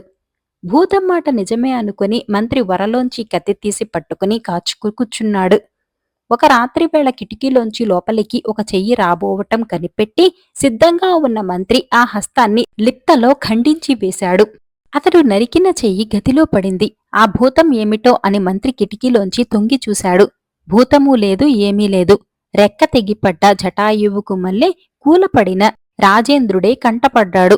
మంత్రి పరిగెత్తుకుంటూ వెళ్ళి, ప్రభూ, ఇదేమిటి, నా చేత ఇంతటి మహాపరాధం చేయించారెందుకు అంటూ నెత్తి నోరు బాదుకున్నాడు. రాజు తన బాధ పైకి తెలియనీయక చిరునవ్వుతో, అపరాధం కాదోయ్, ఉపకారమే చేశావు. ఆ జగన్నాథ స్వామి నీ రూపంలో నాకీ ప్రాయశ్చిత్తం సిద్ధింపచేశాడు అంటూ జగన్నాథుణ్ణి స్తోత్రం చేయటం ప్రారంభించాడు. మంత్రి పిచ్చెత్తిన వాడికి మళ్ళే దుర్మార్గుణ్ణి, ద్రోహిని, రాజహంతకుణ్ణి అంటూ కేకలు వేయటం ఆరంభించేసరికి అందరూ లేచి పరిగెత్తుకు వచ్చి చుట్టూ ముగారు. చిరునవ్వుతో రాజు జరిగినదంతా చెప్పాడు. గదిలో తెగిపడి ఉన్న ప్రభువువారి ఎడమ చేతిని ఒక ముత్యాల పల్లకిలో పెట్టించి భజంత్రీ మేళాలతో ఊరేగించారు. తెల్లవారేసరికి జగన్నాథస్వామి ఆలయ గోపురం వద్దకు అందరితో పాటు రాజు చేరుకున్నాడు. గుడిలోపలికి దయచేయండి అని అందరూ కోరారు. ఎవరు చెప్పినా వినక రాజు, స్వామికి అపచారం చేసిన నాకు ఇంకా ఆలయంలో ప్రవేశించే అర్హత లేదు. నా అపరాధానికి తగ్గ ప్రాయశ్చిత్తమని తోచి ఈ చెయ్యిని ఖండించుకున్నాను. ఈ పల్లకి తీసుకువెళ్లి స్వామి ముందు పెట్టి నాకు ఆయన ఇంకా ఏం శిక్ష విధిస్తారో కనుక్కు వచ్చి చెప్పండి అన్నాడు. రాజాజ్ఞను శిరసావహించి పల్లకీని లోపలికి తీసుకువెళ్లి అర్చకులు మామూలు ప్రకారం మహానివేదన, నీరాజనం అవి జరిపారు. స్వామి ప్రసాదం రాజుగారికి తెచ్చి ఇచ్చారు. సాత్విక మహారాజు అలవాటు ప్రకారం కుడిచేత్తో పాటు ఎడం పక్కన వేలాడుతూ ఉన్న మొండి చెయ్యి కూడా చాచి దోసిలి పట్టాడు. అందరూ ఆ మొండి చెయ్యి చూసి పాపం అని నిట్టూర్పు విడుస్తూ సానుభూతి కనపరిచారు. కాని వాళ్లు చూస్తుండగానే మొండిగా ఉన్న ఆ ఎడం చెయ్యి ఇట్టే మొలుచుకు వచ్చి దేవుడి ప్రసాదాన్ని పుచ్చుకోవటానికి వీలయ్యేటట్టుగా రాజుకి దోసిలి ఏర్పడింది. అక్కడ మూగిన భక్తులు, సాధువులు అంతా హర్షధ్వానాలు చేసి, మహారాజా, ఇంకా శిక్ష అంటారేమిటి? భగవంతుడు తమరిని ఎలా అనుగ్రహించాడో చూడండి అని మెచ్చుకున్నారు. అర్చకులు మళ్లీ లోపలికి వెళ్లి చూసేసరికి మరో చిత్రం జరిగింది. తెగిపోయిన పాత చెయ్యి పల్లకీలో ఉన్నది కదా, అది మాంసంతో ఎముకలతో కూడినది కనుక దుర్గంధం కొడుతూ ఉండవలసింది. కాని వింత, ఆ చెయ్యి మంచి సువాసన విరజిమ్మే ఒక మొక్కగా మారిపోయింది. అందరూ ఆ మొక్కను స్వామివారి నందనవనంలో పాతించారు. ఆ తర్వాత మరికొద్ది కాలానికే దాని విత్తనాలు పడి వనమంతా ఆ మొక్కలమయమైంది. దశదిశల నుంచి వచ్చిన భక్తులంతా ఆ మొక్కలు పట్టుకుపోయి తమ గ్రామాలలో పాతుకున్నారు. అవే మన దవనం మొక్కలు. జగన్నాథ స్వామివారికి పూజించే పరికరాలలో ఇప్పటికీ దవనం ప్రముఖ స్థానం అలంకరిస్తున్నది. త్యాగశీల. రాసినవారు సివి రమణి గారు. గోదావరి జిల్లా పెనుకొండ గ్రామంలో ఎక్కువ మంది వైశ్యులు ఉండేవారు. వారి అందరిలో కుసుమశ్రేష్ఠి సకల ఐశ్వర్య సంపన్నుడును, సత్కార్యములయందు ఆసక్తి కలవాడును. ఆయన సతీమణి కుసుమాంబ కూడా ధర్మనిరతి కలదై ఆహా అనిపించుకుంటూ ఉండేది. అంచేత ఈ పుణ్యదంపతులపైన కులము వారందరకు భక్తిభావం కుదిరింది. కుసుమశ్రేష్ఠికి అన్నీ బాగానే ఉన్నాయి కాని సంతతి లేని లోపం మటుకు సదా పీడిస్తూ ఉండేది. సంతతి కోసం ఆ దంపతులు చేయని పూజ లేదు, ఆచరింపని వ్రతం లేదు. అయినా ఫలితం లేకపోయింది. చివరకు వేదవేత్తలైన బ్రాహ్మలు అతనితో, ఓయి శ్రేష్ఠి, నీవు పుత్రకామేష్టి యాగం చేస్తివా, నీ కోరిక ద్విగుణీకృతంగా ఫలిస్తుంది అని సలహా చెప్పారు. వారి సలహాను శిరసావహించి శ్రేష్ఠి వెంటనే యజ్ఞానికి ఏర్పాట్లు కావించాడు. అత్యంతమైన భక్తి శ్రద్ధలతో ఆ దంపతులు యాగం పూర్తి చేసేసరికల్లా అగ్నికుండం నుంచి దేవి వచ్చి ప్రత్యక్షమై వారికి ఫలాలు అనుగ్రహించింది. ఆ ఫలాలను వారు సంతోషంతో ఆరగించారు. కొద్ది కాలానికే కుసుమాంబ గర్భవతి అయింది. మరికొద్ది రోజుల కల్లా దేవి కటాక్షం వల్ల ఆమె కడుపున అపురూప సుందరులైన 2 కవలలు పుట్టారు. అందులో ఒకడు పిల్లవాడు, ఒకటే పిల్ల. పిల్లకు వాసవాంబిక అని, పిల్లవానికి విరూపాక్షుడు అని నామకరణం చేసి తల్లిదండ్రులు వారిని అల్లారు ముద్దుగా పెంచుకుంటున్నారు. వరప్రసాదంగా పుట్టిన ఆ కవలలు అతి కొద్ది కాలంలోనే సకల విద్యలయందు ప్రవీణులై యౌవనవంతులయ్యారు. కుసుమశ్రేష్ఠి పెనుకొండలో ఉండే కాలమందు వేగి దేశాన్ని విష్ణువర్ధన విమలాదిత్యుడు పాలించుతూ ఉండేవాడు. వేగి దేశానికి ముఖ్య పట్టణం రాజమహేంద్రవరం. ఒకప్పుడు విమలాదిత్యుడు కళింగ దేశం మీదకు దండెత్తి వెళ్లి జయించాడు. అయితే కళింగరాజు వెంటనే మళ్లీ బలం సమకూర్చుకుని తిరుగుదాడి చేసి విమలాదిత్యుణ్ణి ఓడించాడు. ఈ దాడులు దండయాత్రలు జరిగిన సమయంలో వేగిరాజ్యం అల్లకల్లోలమైపోయింది. అరాచకం అణచివేద్దామనే సంకల్పంతో సామంతరాజైన కుడ్యవర్మను, దండనాయకుడైన నృపకాయుణ్ణి, అమాత్య శిఖామణి అయిన విజ్జియను వెంట పెట్టుకుని విమలాదిత్యుడు సంచారం బయలుదేరాడు. సంచారంలో రాజు పెనుగొండ సమీపాన విడిది చేశాడు. రాజు వచ్చిన వైనం తెలియగానే పెనుకొండలో వైశ్య ప్రముఖులు ఆయనను సందర్శించి ఉచిత సత్కారాలతో తోడుకుని వచ్చి తమ గ్రామంలో ప్రవేశపెట్టారు. శ్రీమంతులకు సాధ్యం కానిదేమి ఉంటుంది?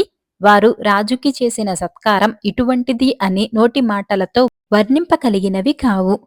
వారు రాజును పురమంతటా గొప్పగా ఊరేగించారు. ఊరేగింపు కాగానే అందరూ ఒక ఘనమైన మండపం చేరుకున్నారు. అప్పటికప్పుడే అక్కడ వైశ్య స్త్రీలందరూ శృంగారంగా ముస్తాబులు చేసుకుని సిద్ధంగా ఉండి మహారాజుకు మంగళహారతులిచ్చారు. వైశ్య ప్రముఖుల సన్మానానికి విమలాదిత్యుడు అపరిమితానందభరితుడయ్యాడు. ఆ సంతోషంలో ఆయన, మా క్షేమం కోరిన ఈ ముత్తైదువులకు శ్రీకరమైన తాంబూలం ఇయ్యదలిచాము, ఎవరికి ఇవ్వటం అని ప్రశ్నించాడు. అప్పుడు ఒక వృద్ధురాలు లేచి, ప్రభూ, మా కులానికి కుసుమాంబాదేవినే గ్రామంలో పెద్దగా ఎంచుకుంటున్నాము. తాంబూలం అందుకోవటానికి ఆమె అర్హురాలు అని చెబుతూ కుసుమాంబను చూపించింది. రాజు కోరిన ప్రకారం కుసుమాంబ తాంబూలం అందుకోటానికని వెళ్ళింది. రాజు తాంబూలం అందిస్తూ కుసుమాంబ పక్కనే ఉన్న వాసవిని అట్టే చూచాడు. ఆమె అందానికి ఆయన ముగ్ధుడయ్యాడు. రాజు మకాముకు మరలి మంత్రుల ద్వారా కుసుమశ్రేష్ఠికి కబురు చేశాడు, వాసవి కన్యను తను రాణిగా చేసుకోదలిచానని. శ్రేష్ఠికి ఇది పిడుగువార్త అయినది. వారు క్షత్రియులు, మేము వైశ్యులము. మా ఉభయుల మధ్య ఎన్నడూ పొత్తులు లేవే. లోకాచార విరుద్ధమై ఇటువంటి పని మా కులములందు అంగీకరిస్తారా? ప్రభువైతే మటుకు ఇలాంటి విడ్డూరపు కోరిక కోరటమేమిటి అని ఆశ్చర్యపోయాడు కుసుమశ్రేష్ఠి. ఇందుకు మంత్రులు కోపధోరణిలో, రాజాజ్ఞ అంటే ఏమిటనుకున్నావో ఈ శెట్టి, తిరస్కరించావో మీ పురం కొల్లగొట్టి బలిమినైనా నీ కుమార్తెను తీసుకుపోగలడు మారాజు, ఆలోచించుకో అంటూ హెచ్చరించి వారు వెళ్లిపోయారు. వెంటనే పురవైశ్యులంతా సభ తీర్చారు. రాజు దుష్టుడన్న సంగతి కానుకోలేకపోయాము. మర్యాద చేసి గ్రామం లోపలికి తీసుకురావటం వల్ల రొమ్ము మీద కుంపటి తెచ్చి పెట్టుకున్నట్టయిందే అని వారు చాలా విచారించారు. కులాచారాలు మీరడం పాడికాదు అని నచ్చచెబుతూ రాజుకి రాయబారాలు పంపారు. అయితే ఈ మాటలు వేటిని రాజు కొంచెమైనా పాటించలేదు. బలవంతుడైన రాజుకు ఎదురు చెప్పలేక పెనుకొండ పౌరులు కపటమైన ఉద్దేశంతో అలాగే అని అంగీకారం తెలిపి అప్పటికప్పుడు ముప్పు తప్పించుకున్నారు. వివాహపు ఏర్పాటులకు రాజు వద్ద గడువు కోరి మెల్లగా ఆయనను సాగనంపారు. రాజు వెళ్లిపోగానే కుసుమశ్రేష్ఠి ఊరూర నుండే తన బంధువర్గమనంతకు జాబులు వ్రాసి రప్పించాడు. పరిస్థితులు తెలియచెప్పి గత్యంతరమేమిటి అని ప్రశ్నించాడు. వారిలో తీవ్రమైన వాగ్వాదాలు జరిగాయి. వైశ్యులలో కొద్దిమంది సరాసరి రాజమహేంద్రవరం వెళ్లి రాజును దర్శించి, దేవరా, వైశ్యులతో క్షత్రియులు వియ్యమందటం కేవలం శాస్త్రవిరుద్ధం, కాబట్టి ఏలినవారు ఈ సంకల్పం విరమించుకోవాలి అంటూ ప్రార్థించారు. మూర్ఖుడి మనసు మార్చగలవారెవరు?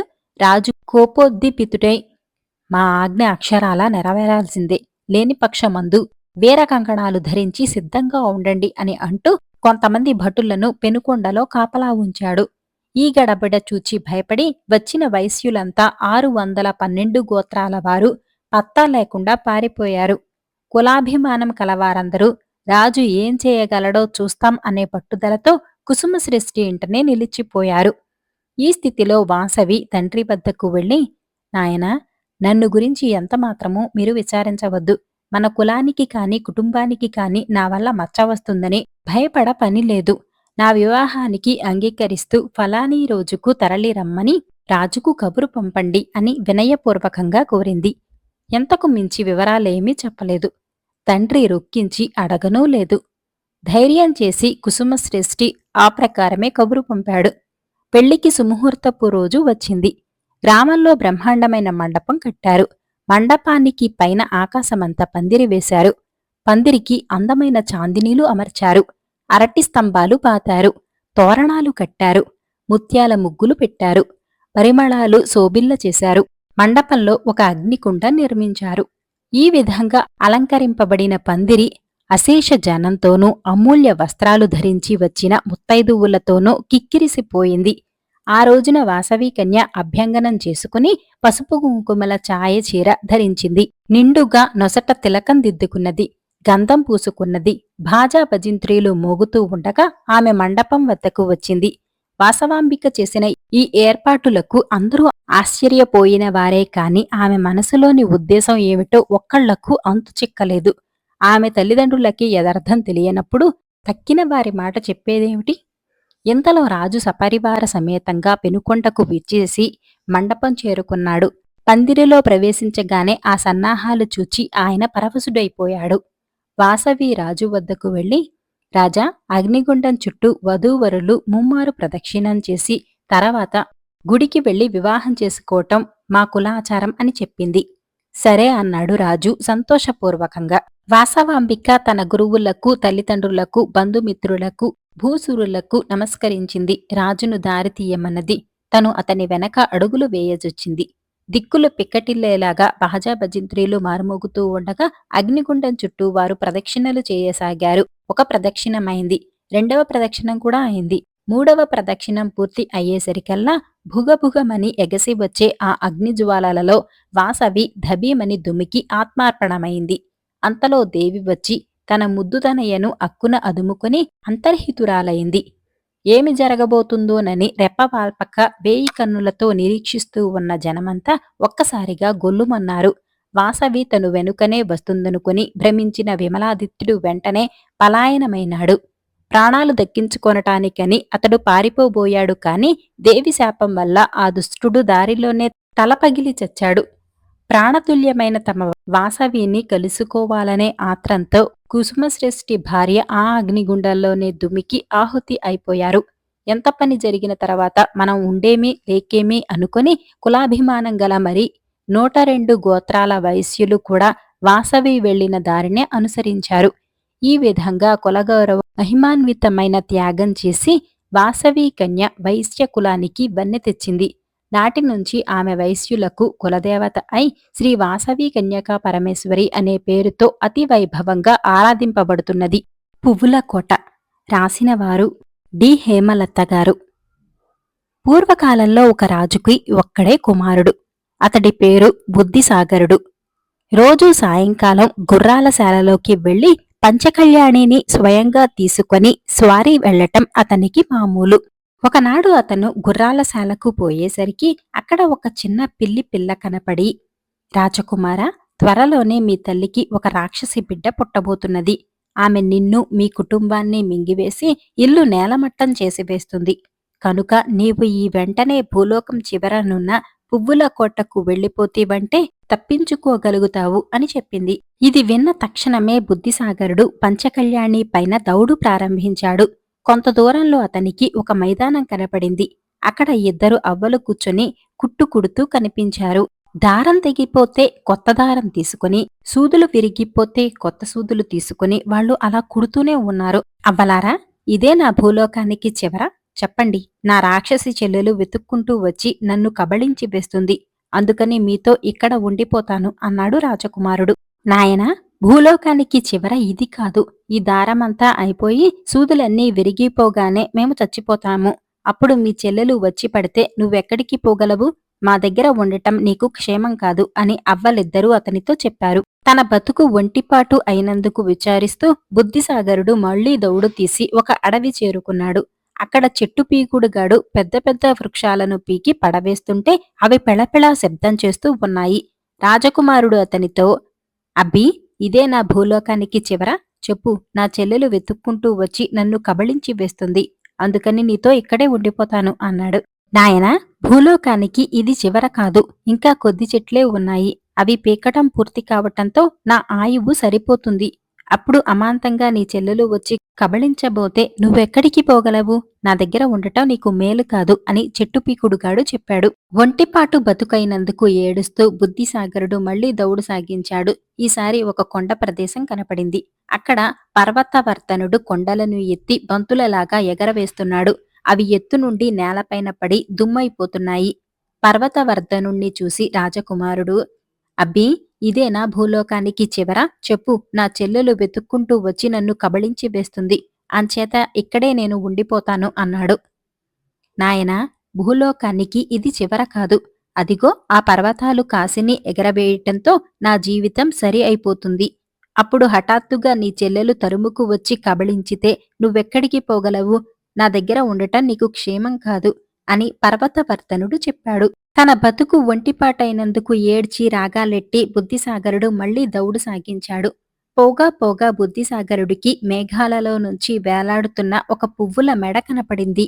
అదే తప్పకుండా భూలోకానికి చివర అయి ఉంటుందని అతను నిశ్చయించుకున్నాడు.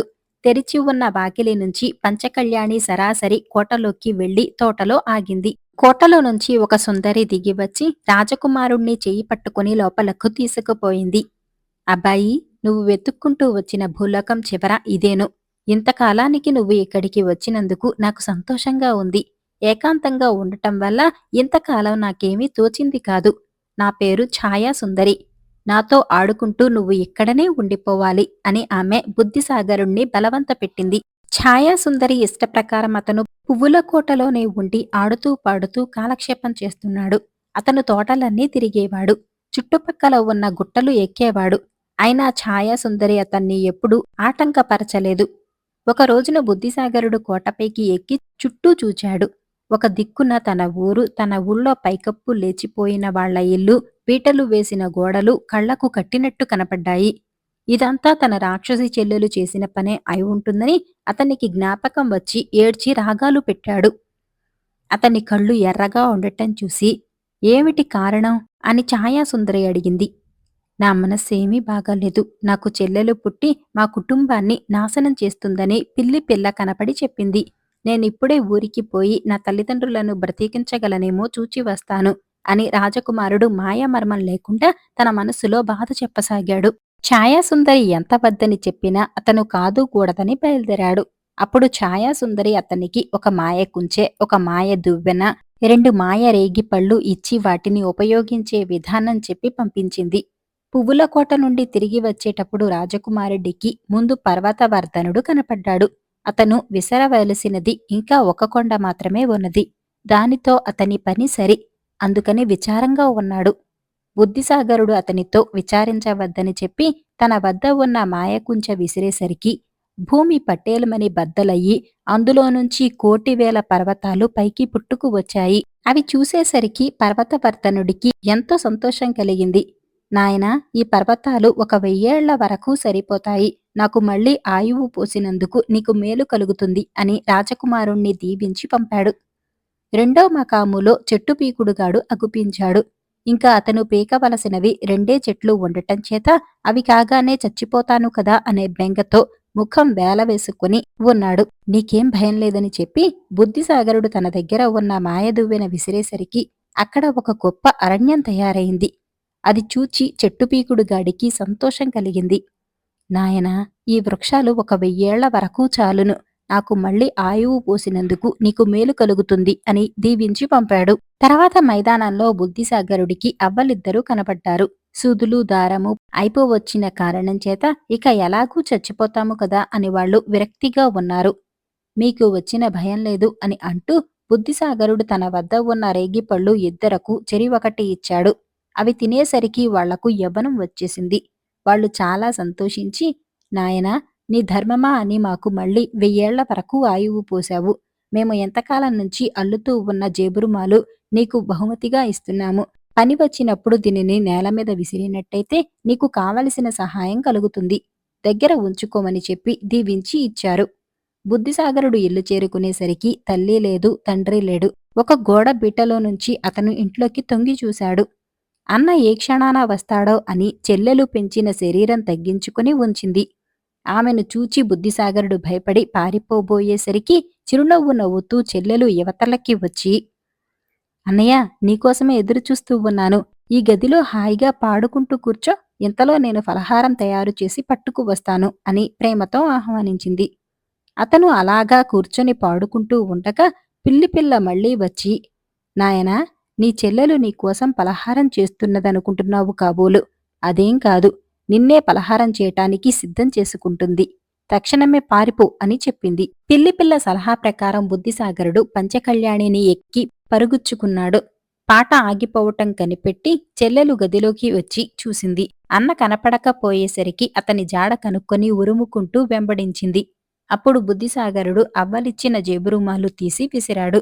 అక్కడ ఒక లోతైన అగాధం ఏర్పడింది. ఆమె అది దాటి వచ్చే లోపల అతను అడవి చేరుకున్నాడు. రెప్పపాటు కాలంలో ఆమె అడవికి వచ్చేసింది. ఈ లోపల చెట్టుపీకుడుగాడు పెద్ద వృక్షాలు పెకిలించి అడ్డుగా పడవేశాడు. అవి తప్పించుకొని ఆమె మళ్లీ బయల్దేరేలోగా బుద్ధిసాగరుడు కొండలు చేరుకున్నాడు. ఆమె అతనిని వెంట తరుముతూనే ఉంది. అక్కడ పర్వతవర్తనుడు మాత్రం ఊరుకున్నాడా? గొప్ప పర్వతాలు కొన్ని ఎత్తి అడ్డు వేశాడు. వాటిని తప్పించుకుని ఆమె మళ్లీ వెళ్లే లోపల బుద్ధిసాగరుడు పువ్వుల కోట చేరుకున్నాడు. ఈసారి ఎలా తప్పించుకుంటావ్ అని అరుస్తూ గోల పెడుతూ ఆమె వెంట పడుతూనే ఉంది. మేఘాలలో నుంచి ఇదంతా కనిపెడుతూ ఉన్న ఛాయాసుందరి కోట తలుపు తెరిచే ఉంచింది. పంచకళ్యాణి మళ్లీ తలుపులో నుంచి సరాసరి వెళ్లి తోటలో ఆగింది. రాక్షసి చెల్లెలు గర్జించుకుంటూ వచ్చి, నా అన్నను నాకు ఇచ్చివే అని ఛాయాసుందరిని అడిగింది. నేనివ్వను పో అని ఛాయాసుందరి చెప్పింది. ఇక దెబ్బలాడి అతనిని జయించలేము, యుక్తి చేయాలి అని ఆమె నిశ్చయించుకుంది. తన శరీరం బాగా తగ్గించి ఒక చిన్న బాలిక రూపంలో ఛాయాసుందరి వద్దకు వచ్చి, పోనీ, నేనొక్క మాట చెబుతాను. నన్ను మా అన్నని త్రాసులో పెట్టి తూచు. ఎవరు ఎక్కువ బరువుంటే వాళ్లు గెలిచినట్టు. నాకంటే అతను తక్కువ బరువైతే మాట్లాడకపోతాను, లేకుంటే ఎత్తుకుపోతాను అని అన్నది. ఈ మాటలకు ఛాయాసుందరి నవ్వి సరేనన్నది. త్రాసు చిప్పలు భూలోకపు చివరకు ఆనేటట్టు ఛాయాసుందరి మేఘమండలమును నుంచి వేలాడవేసింది. బుద్ధిసాగరుడు ఎక్కిన చిప్ప కింద కంట దిగిపోయేసరికి కోపం కొద్దీ చెల్లెలు శరీరం పెంచి, ఇదిగో నేనే ఎక్కువ బరువు అంటూ త్రాసు చిప్పలోకి దూకింది. ఆమె బరువుకు త్రాసు చిప్ప తెగిపోయి ఆమె నేల మీదకి దొర్లిపోయింది. ఆ చిప్ప ఎప్పుడైతే తెగిపోయిందో బుద్ధిసాగరుడున్న త్రాసు చిప్ప పైకంటా లేచిపోయింది. అతను తెరిచి ఉన్న తలుపులోంచి దూరి మేఘమండలంలోని పువ్వుల కోటలోకి వెళ్లిపోయాడు. కోపం పట్టలేక పళ్ళు కొరుకుతూ ఉన్న చెల్లెలని చూసి నవ్వుతూ ఛాయాసుందరి మెల్లిగా కిటికీ తలుపులు మూసివేసింది. అంతటి నుంచి చెల్లెలు పీడ లేకుండా ఛాయాసుందరి, బుద్ధిసాగరుడు హాయిగా కోటలో ఆడుకుంటున్నారు. వాళ్లు పగటిపూట నక్షత్రాలను పట్టుకుపోయి వాటితో ఆడుకుంటారు. అందుకనే పగలు మనకి చుక్కలు కనపడవు. రాత్రిళ్లు మళ్లీ పట్టుకువచ్చి వాటిని మన కోసం ఆకాశం మీద వదిలేస్తూ ఉంటారు. కల నిజమైంది. రాసిన వారు సివి యతిరాజులు గారు. అనగనగా వీరవరుడు అనే రాజు ఉండేవాడు. ఆయనకు రంగరాజు, రామరాజు అని 2 కుమారులు. ఒకనాడు రాజు కొడుకులిద్దరినూ పిలిచి, అబ్బాయిలు, రాత్రి నేనొక కల కన్నాను. కలలో ఒక చిత్రమైన చెట్టు కనపడింది. దానికి రాగి వెళ్ళు, వెండి మొదలు, బంగారపు కొమ్మలు, పచ్చటి ఆకులు, ముత్యాల వంటి మొగ్గలు, పగడాల వంటి పళ్ళు ఉన్నాయి. ఆ చెట్టున ఒక బంగారు ఉయ్యాల ఉన్నది. ఆ ఉయ్యాలలో ఆడే చిలుక ఆడుతున్నది, పాడే చిలుక పాడుతున్నది. అక్కడే చెట్టు కింద ఒక బంగారు లేడి పచ్చిక మేస్తున్నది. దానిని నేను మాణిక్య రాయితో కొట్టానట. అంతటితో లేడి మాయమైంది. చెట్టు మాయమైంది. ఇది నాకు వచ్చిన కల. మీరిద్దరూ వెళ్ళి ఎన్ని శ్రమలైనా పడి నేను కలలో చూచిన మాణిక్యరాయిని పట్టుకురావాలి అని ఆయన చెప్పాడు. తండ్రి కోరిక నెరవేర్చటానికని కొడుకులిద్దరూ మరునాడు బయలుదేరారు. చాలా దూరం నడచి వాళ్లు అలసిపోయారు. బడలిక చేత ఒక చెట్టు కింద పడుకునేసరికి రంగరాజుకు వెంటనే నిద్ర పట్టేసింది. చిన్నవాడికి పని అంటే పట్టుదల. అందువల్ల అతనికి కునికే పట్టింది కాదు. తెల్లవారిన రంగరాజుకి మెలకువ రాలేదు. నిద్ర పాడు చేయటం ఇష్టం లేక అన్నని లేపకుండానే రామరాజు ఒక్కడూ లేచి ప్రయాణం సాగించాడు. వెళ్ళగా వెళ్ళగా రామరాజుకి ఒక పర్ణశాల కనిపించింది. అందులో ఒక ముసలమ్మ కూర్చొని ఉన్నది. అతను తను వచ్చిన పని చెప్పి అది నెరవేరే ఉపాయం చెప్పమని ఆమెను అడిగాడు. కుమారా, ఈ అడవి దాటగానే ఒక పెద్ద వృక్షం, దాని కింద ఒక పుట్ట, ఆ పుట్టలో ఒక నాగపాము ఉన్నాయి. పాము పడక మీదనే మాణిక్యరాయి ధగధగ మెరుస్తూ ఉంటుంది. అయితే అది మనకు ఎలా దొరుకుతుంది అని అడుగుతావేమో.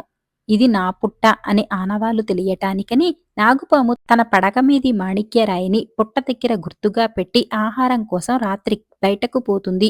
ఆ సమయం కనిపెట్టి ఒక తట్టతో రాయిని మూసివేయాలి. నాగుపాము తిరిగి వచ్చి ఇదేమిటా అని కోపం కొద్దీ ఆ తట్టను కాట్లు వేసి చివరకు ప్రాణాలు విడుస్తుంది. అప్పుడు ఆ రాయి పట్టుకురా అని చెప్పింది. ఆమె అసలు ముసలమ్మ కాదు, దుర్గాదేవి. ఇతని మీద దయ కలిగి ఆమె మర్మం చెప్పింది. రామరాజు సరిగా ఆ ప్రకారమే చేసి మాణిక్యరాయి పట్టుకు వచ్చి ఆమె చేతికిచ్చాడు.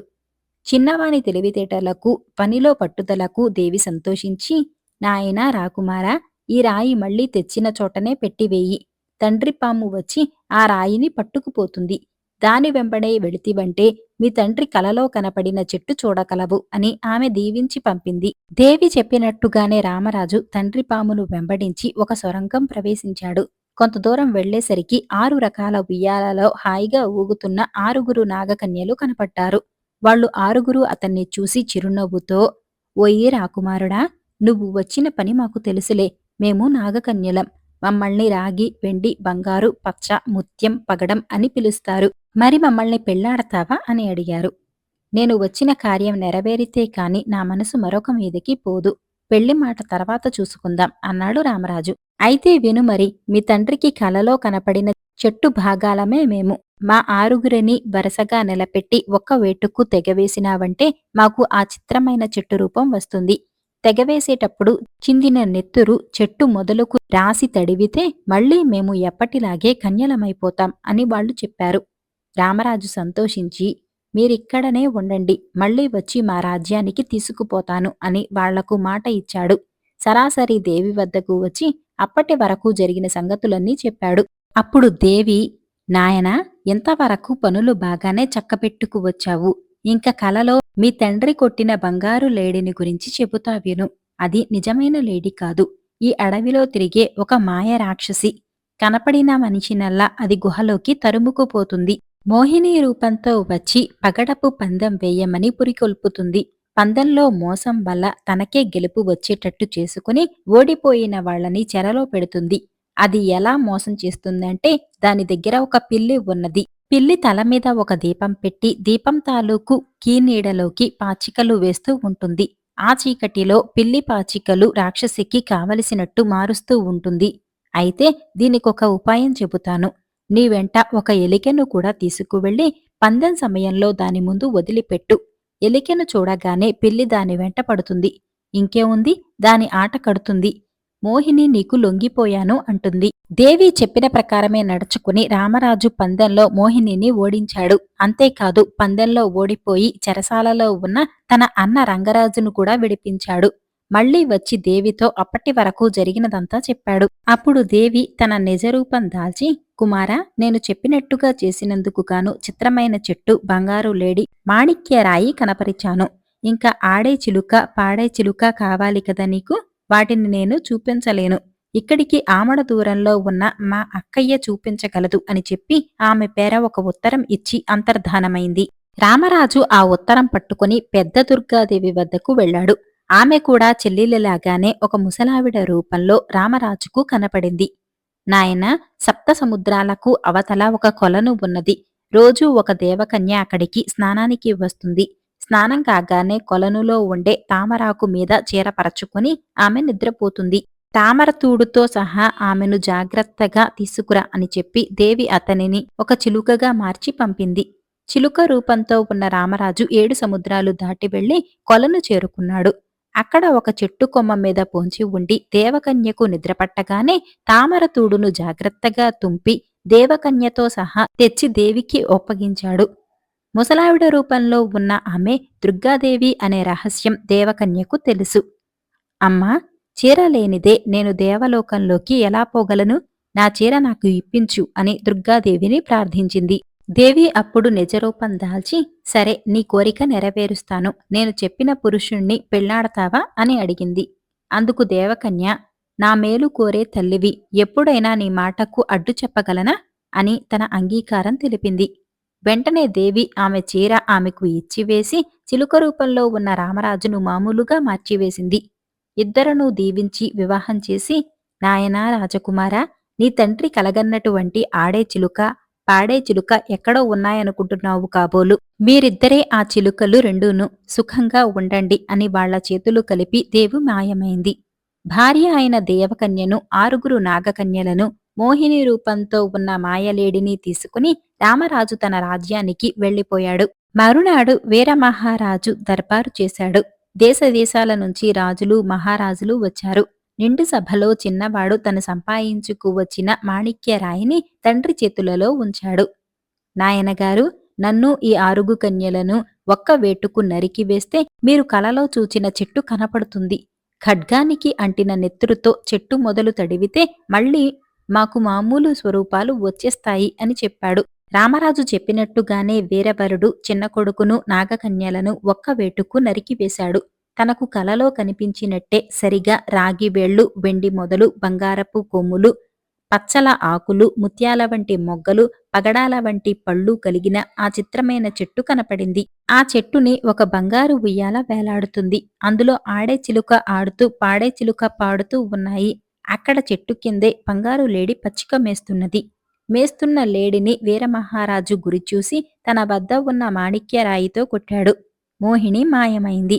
వెంటనే ఖడ్గానికి పట్టి ఉన్న నెత్తురుతో చెట్టు మొదలు తడివేసరికి కనుపండువగా చిన్న కుమారుడు, 6 నాగకన్యలు మామూలు రూపంలో కనపడ్డారు. వీరమహారాజుకి ఇటువంటి వింత కల రావటం, పైగా కలలో జరిగినవన్నీ నిజం కావటం చూసి దేశదేశాల నుంచి వచ్చిన రాజులందరూ ఆశ్చర్యపడ్డారు. చిన్న కుమారుడు చేసిన ఘనకార్యాలకు మెచ్చి వీరవరుడు తన రాజ్యం అతనికే పట్టం కట్టాడు. అతనికి 6 నాగకన్యలను ఇచ్చి అతి వైభవంగా పెళ్లి చేసి తాను చీకు చింత లేకుండా హాయిగా విశ్రాంతి తీసుకున్నాడు.